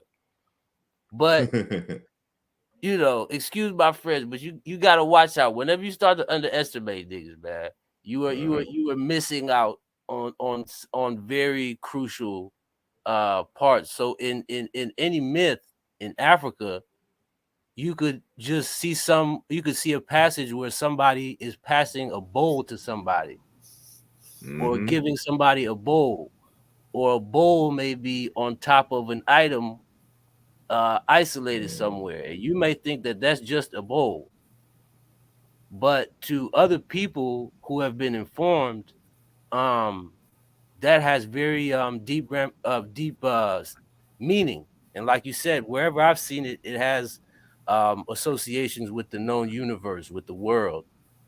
So yeah. So this is what I'm trying to tell folks. For example, I'm not sure if anybody or everybody. So I'm gonna start here. So this is a book. I just love this book. And I've had this. He's from Cameroon. He's from the Bassa people, and he wrote this book. It's in English. Um, and let me go to the slideshow from current slide. So Dr. Imbalek or Imbalek, I couldn't pronounce it. He tried to help me, but I'm bad. Mandinge, right? I have an interview with him, and so this book Likoda Li Mbag, and he's given all kinds of definitions for what Mbag, is, and I'm saying it all kind of wrong. I think he pronounced something like Bog, like you can almost barely hear the M in it, but Like uh, mbok like bulk, like like. And so there's many different definitions that are associated, and probably just different words for a couple of them that have kind of merged over time and become this one word. So like Mbog, the earth divinity, the earth divinized, the word for people. So you can see, because this is word is also for cosmos. So that's how you can see now the word for cosmos can also be the word for people. You see how paronymy works here? Small or extended, hamlet, a village, an entire region, for instance, a polity, which extended to mean the land, the universe, everywhere, suggestive of time and space, men, the people, ensemble, the clans, the tribes, the ethnic groups, the races, the territories they occupy at a Malong given time. Mbog in this instance is knowledge, the mores and usages in a group, and may be expressed by means of words, oral tradition, etc. I won't read it all. Imbo and Bog is the reduplication, partial reduplication. He who is blessed and through whom benedictions come.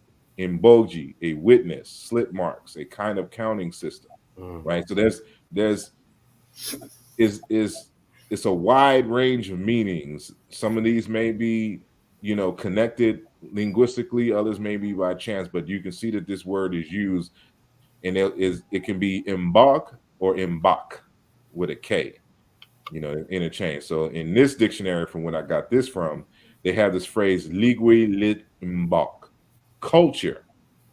And when you break it down, it is, that which gives birth to Ma'at, right? Because imbag is cognitive with Ma'at, and we'll get to that in a second. So one of the first people to make this connection. Now he's a linguist, but he doesn't make the connection linguistically. Just on the concept alone, Mbak is very close to Ma'at.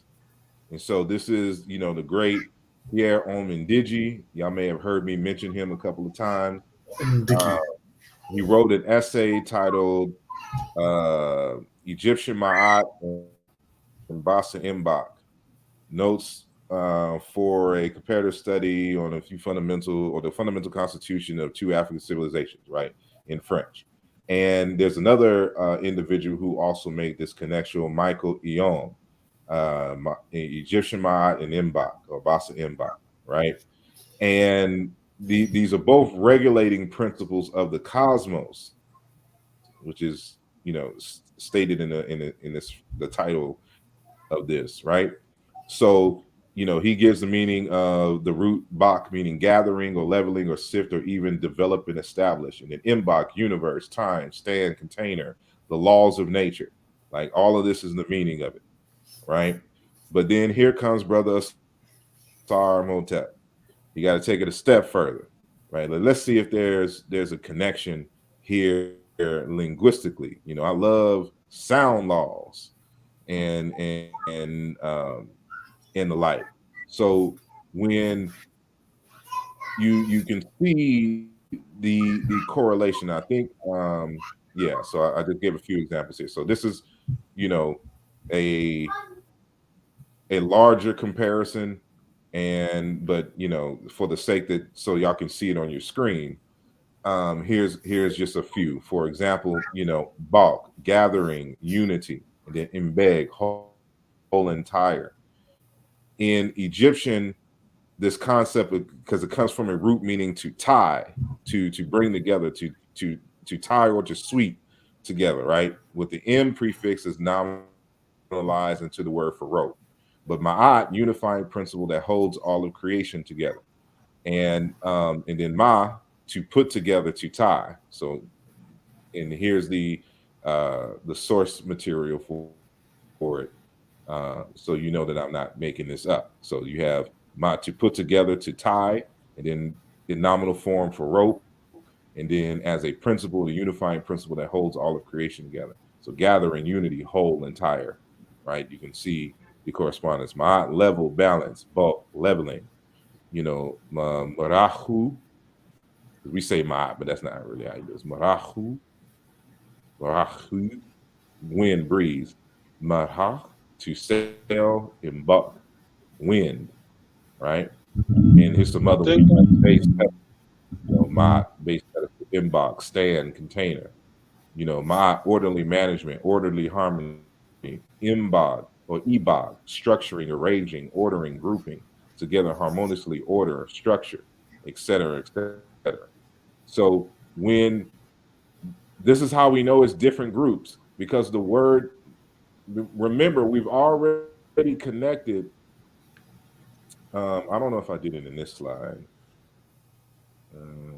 No, I did not. So if I go back to, or maybe I did it on this one. Did I? Oh yeah. So so when we go, so even in they have the word Ngueles, of noble birth, not of mixed blood, the landed nobility. In Chiluba, we call them the Bayancoles, right? Same meaning. Kikongo and Kela, erudite, learned man, educated, and of course Shikam Necha, right? The gods, so to speak. So when we do the connection, remember that the Mbog or Mbok, right? These are all words that are cognate with the Nun, right? Based on the comparative data. So the fact that Mbog is also cognate with Ma'at tells us that Ma'at is also the Nun, which is just also the universe, the cosmos, the infinite universe, everything and all things at once. And in many respects, it would be equivalent to the quantum realm. Because remember what I got to go back down. Right? Totally imbog, limbog. Even the smallest universe or the empty set in the mathematical sense. And so imbog, or the universe down to its barest essential. Imbog, ni imbog, the universe. Matter of fact, so if new, remember that the nun is really new, reduplicated. So this is the definition of the new. Imbog ni imbog, the universe within the universe. It's the infinitely small, the universe of universes. That's what the reduplication means. That's what the nun That's is. It's not water. yeah, because So that matu I was talking about is always a small bowl. It's never a large bowl. Matu is always a small bowl, you know. and And and you can see the bowl, yeah. So that the calabash bowl, whatever, it's a container. It's the word for container.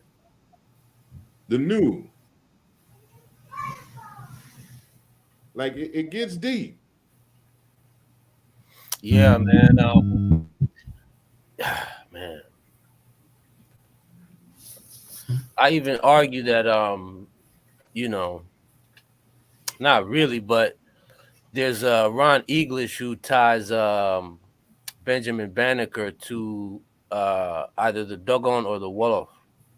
And I argue that in either sense, when people are um, thinking of the astronomical knowledge that he got, in my opinion, the Dikenga would have been involved, whether it was from a Dogon paradigm or from a Wolof paradigm.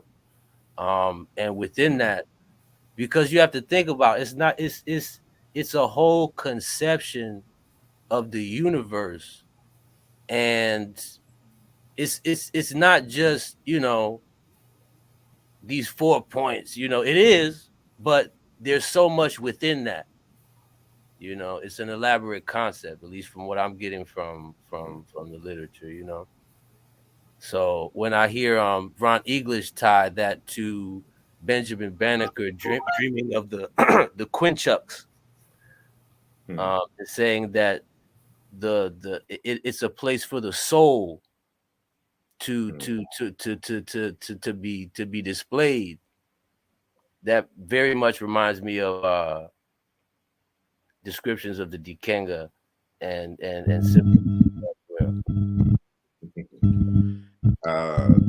You're going to have to wait. So I'm reading Sister Gina A's comment. She says, "I want all those slides. Are they in your book that you mentioned?" No, the slides that you just saw here is kind of a preview to a book that I've been working on for a number of years called uh, African Cosmology. No, excuse me. Uh, African Cosmology. No, yeah. So it's quantum field theory as African cosmology, right? So quantum field theory, no, my bad. It's quantum field theory as African heritage. And so I'm showing our conceptualization of quantum mechanics used in the poetic language, the poetic languages of Africa. And so this is why it's important to get the words right and to be able to establish what they're meaning. This is the quantum universe. And matter of fact, it's a variant of what has become the duat, right? And what is Orun in Yoruba tradition. So I'm even let me save that because I'm sitting here. This is what I do all day. Y'all ain't seen me do no shows and stuff. That's because I'm deep in trying to get this stuff done, so that I have more compelling stuff to talk about when we meet. So I'm preparing a presentation for y'all on how the duat is the same as the Yoruba concept of Orun.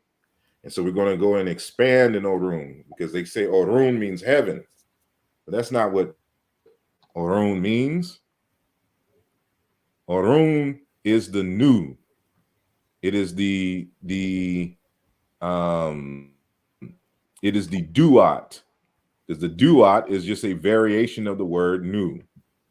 And so I don't have it ready right here. I have it in some other notes, but the D corresponds internally also to N. And of course, W always corresponds with itself, right?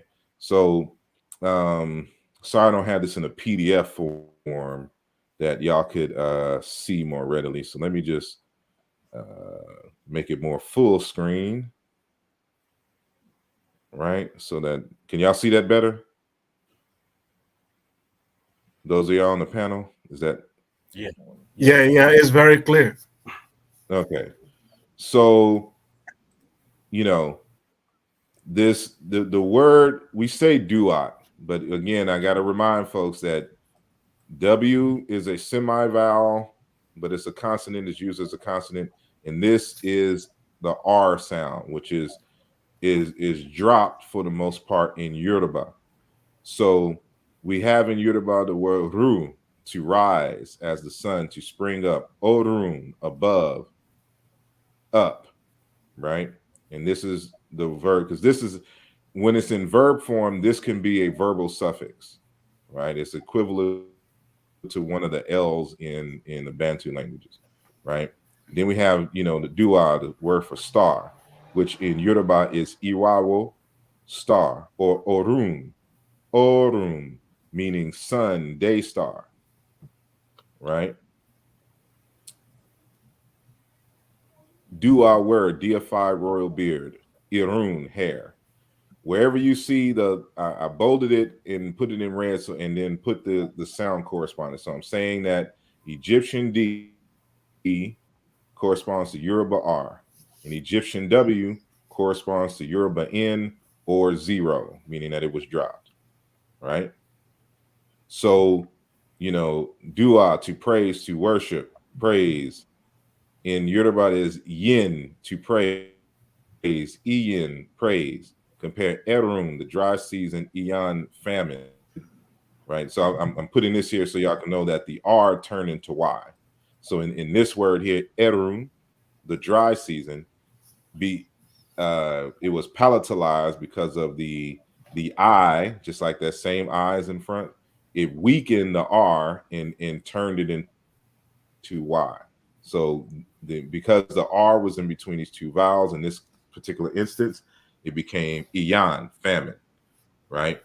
So dua, song of praise, hymn, orin, singing, song, dua, enjoy, appreciate, erin, laughter, etc., etc.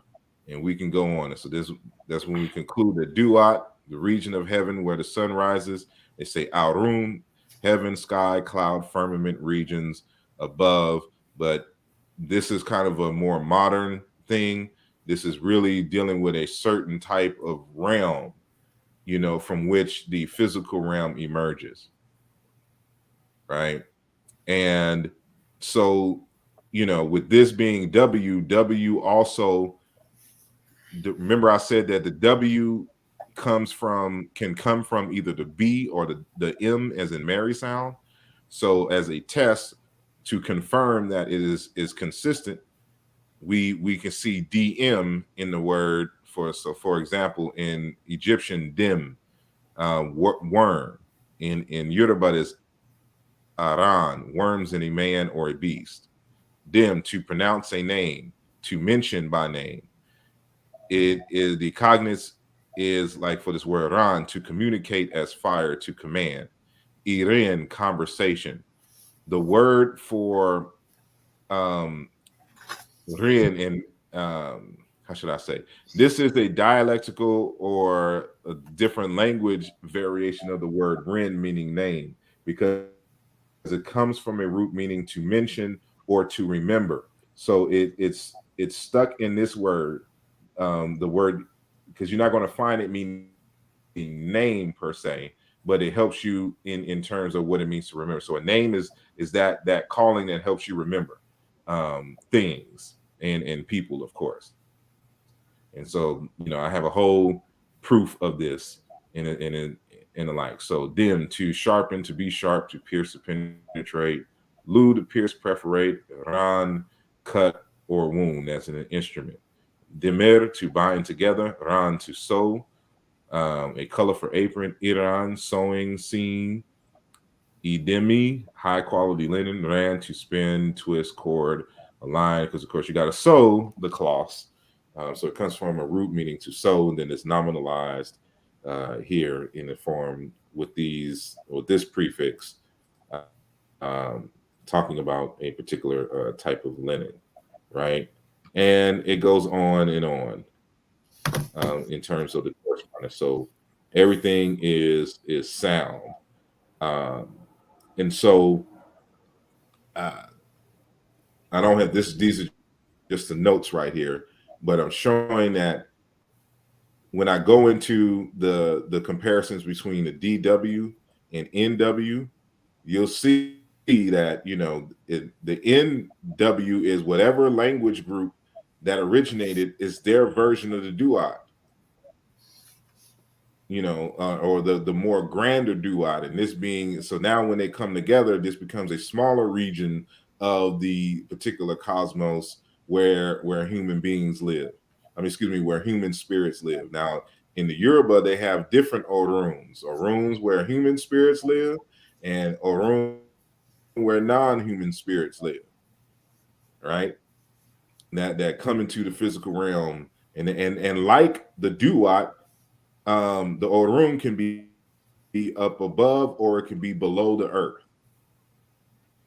So this is why duat is in the burial chamber, the cave is down below. It's both heaven. It says it's a region of heaven. So when human beings think of heaven, they think of above, but the duat is also below, and it's the same thing among the Yoruba. So when we see those things in among,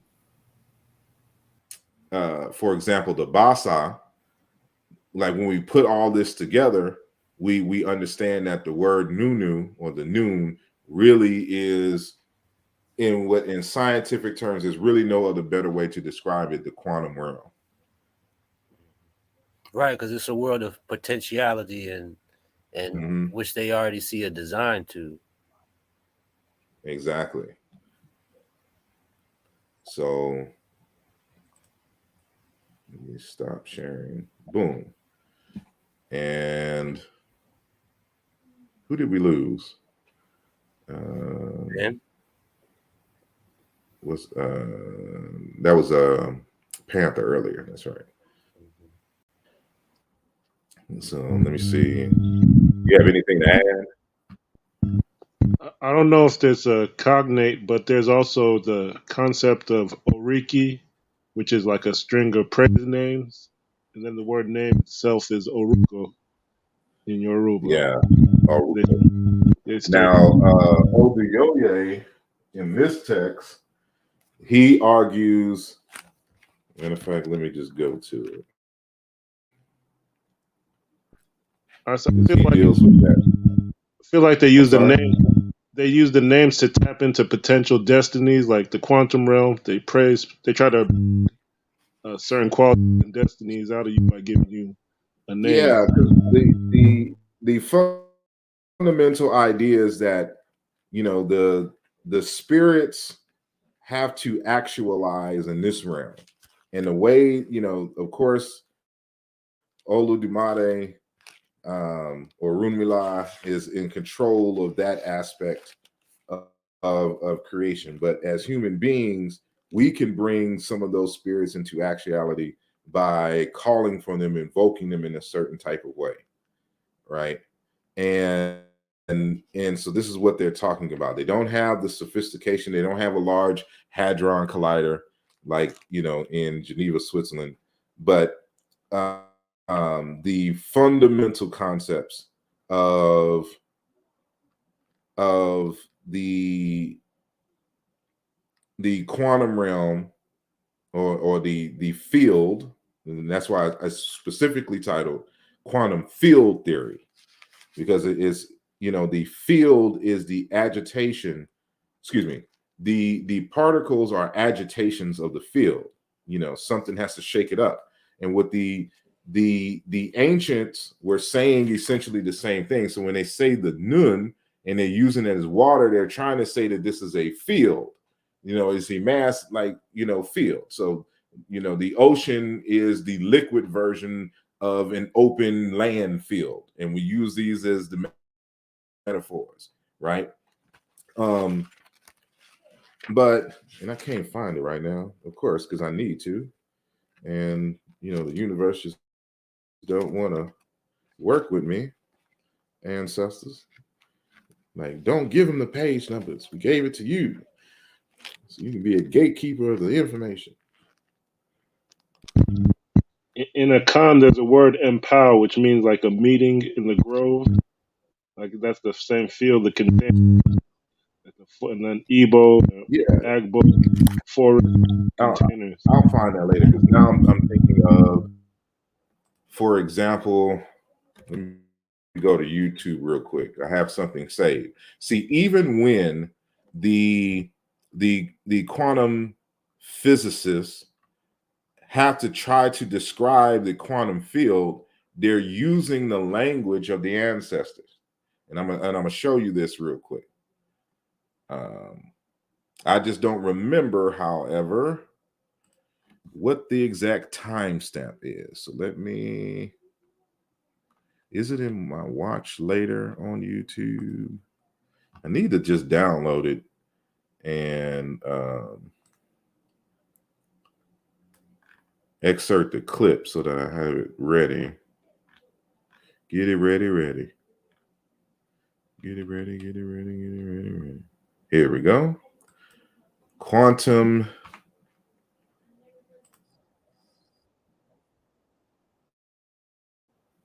So let me. So this is, I'm about to share my screen again. So I'm going to share screen. And I'm going to, can y'all see? All right, so this is a lecture titled Quantum Fields, the Real Building Blocks of the Universe, with David Tong, Dr. David Tong, who's, of course, a quantum physicist, right? So let me,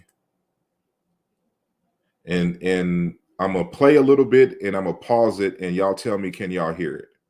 And 2 quarks. It's a very nice picture. It's a very comforting picture. It's the picture we teach kids at school. It's the... Could y'all hear that? Oh, yeah. Yep. Y'all heard it well? Yep. Okay. So let me just rewind it a little bit so we can give context, but pay attention to how he describes what a quantum field is. Different rearrangements repeated over and over and over again. It's an amazing lesson to draw about how the world is put together. So that's what we have. We have an electron and 2 quarks, and you know, these aren't the fundamental building blocks that the Greeks had thought about, and they're certainly not the fundamental building blocks that the Victorians had thought about. But you know, the spirit of the issue really hasn't changed. The spirit is exactly what Democritus said 2,500 years ago. It's that there are like Lego bricks from which everything in the world is constructed. These Lego bricks are particles, and the particles are the electron and 2 quarks. It's a very nice picture. It's a very comforting picture. It's the picture we teach kids at school. It's the picture we even teach our students in undergraduate university. And there's a problem with it. The problem is it's a lie. It's a white lie. It's a white lie that we tell our children because, you know, we don't want to expose them to the difficult and horrible truth too early on. It makes it easier to learn if you believe that these particles are the fundamental building blocks of the universe. But it's simply not true. The best theories that we have of physics do not have underlying them the quark particle and the 2 quark particle, and the electron particle and the 2 quark particles. In fact, the very best theories we have of physics don't rely on particles at all. The best theories we have tell us that the fundamental building blocks of nature are not particles, but something much more nebulous and abstract. The fundamental building blocks of nature are fluid-like substances which are spread throughout the entire universe and ripple in strange and interesting ways. Okay. Did y'all hear it? Or do you need me to play it again? Yep, I heard it. Talking about ripples. Right. It's a particular type of language you use. He said, let me rewind it and play it again. In relation to the conversation that we just had. A lie. It's a white lie. It's a white lie that we tell our children because, we don't want to expose them to the difficult and horrible truth too early on. It makes it easier to learn if you believe that these particles are the fundamental building blocks of the universe. But it's simply not true. The best theories that we have of physics do not have underlying them the quark particle and the two quark particle, and the electron particle and the two quark particles. In fact, the very best theories we have of physics don't rely on particles at all. The best theories we have tell us that the fundamental building blocks of nature are not particles, but something much more nebulous and abstract. The fundamental building blocks of nature are fluid-like substances which are spread throughout the entire universe and ripple in strange and interesting ways. Okay. So it's clear as day that when they have to try to describe, the quantum field from which everything emerges, he has to describe it as essentially an infinite fluid-like substance that ripples in waves from which all the particles and everything else emerge. This is the same language in a strange and mysterious way. You get what I'm saying? So it's like, it's not water, it's fluid-like. It's something, but that's really kind of undifferentiated. This is the best way, the only way that we can use to describe it. But, so, I'm going to go into depth, and I've been looking at and studying quantum mechanics, and, I've got a whole book that I've been going through and studying seriously so I can understand the E equals MC squared phenomenon and all of this and showing, so I can show the hypotheses that emerged out of Africa and the theories and things that we know in modern quantum mechanics and see where they differ and where they are similar. And ultimately arguing that, Africans could have been, in the forefront of this conversation had not the colonial effort happened, right? So that long period of consistent destruction, it halted, a lot of our continuing scientific inquiries in things. You know what I'm saying? So that's why it's titled Quantum Field Theory as African Heritage, and showing that these ideas, these fundamental ideas, even though they didn't have, the chalkboard full of equations, they spoke these ideas in the same way that you find physicists having to say it in this day and age. Right? So I'll stop sharing that. But you see how they have to describe it. So we're not saying that they had large hadron colliders, anything, but they sat down and thought about this seriously. So it's more so what I'm bringing forth is that traditional Africans had creation hypotheses and concepts that are scientifically testable. And we can put some of these ideas to the test. Then you can come with the detailed formulas and whatever instruments you need to measure to see if what they were saying is right and exact, or if they were in the right direction.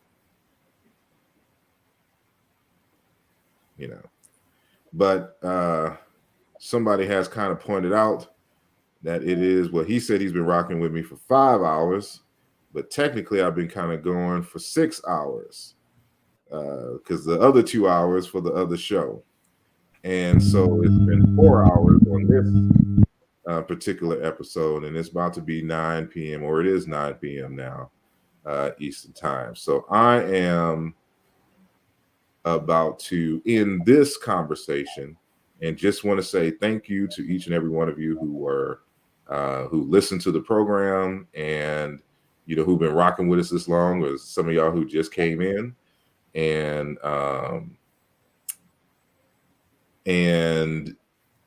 you know, if you have any further questions or comments, you know, please leave them in the comment section and or email me.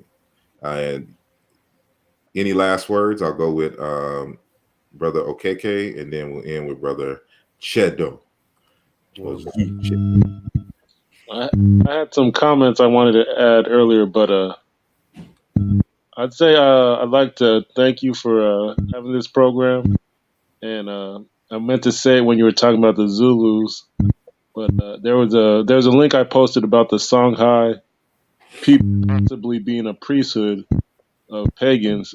So during the Islamic era of empire, maybe they kept their own cults, and somebody traced it to Acadia or through the Nile.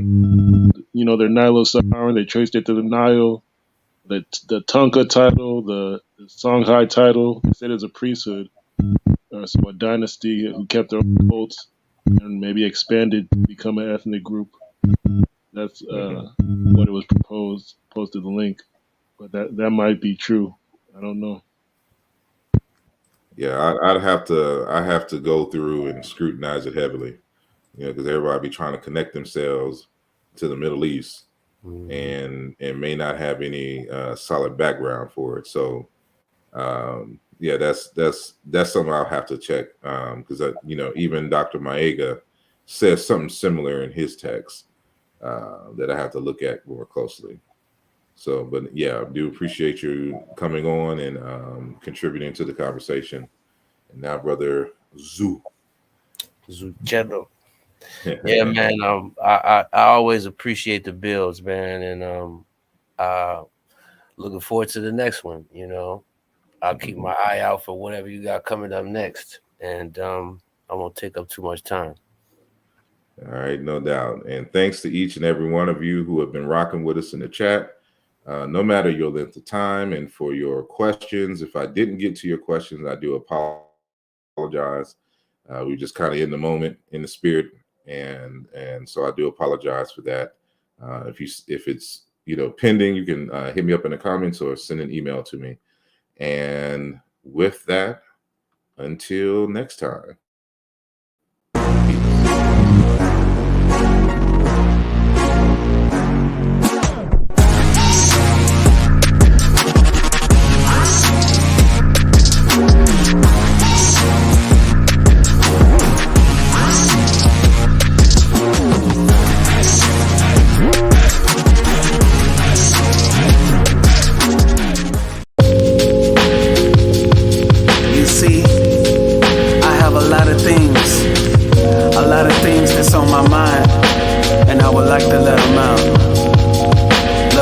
I see reality breaking down all my fantasies. It would be nice if I at least had one fantasy. That neutrality about to take a terabyte from the American apple pie, better get a slice. It's kinda scary the way that this life is moving on. Marvin's doing backflips inside his grave, what's going on? We have head-on collisions, not seeing another's vision. Maybe that's the reason why some colors fit the description. A lot of relationships need life rafts, sinking ships. I guess you just can't have only one like potato chips. I would love for you to listen with an open heart, but would you really even hear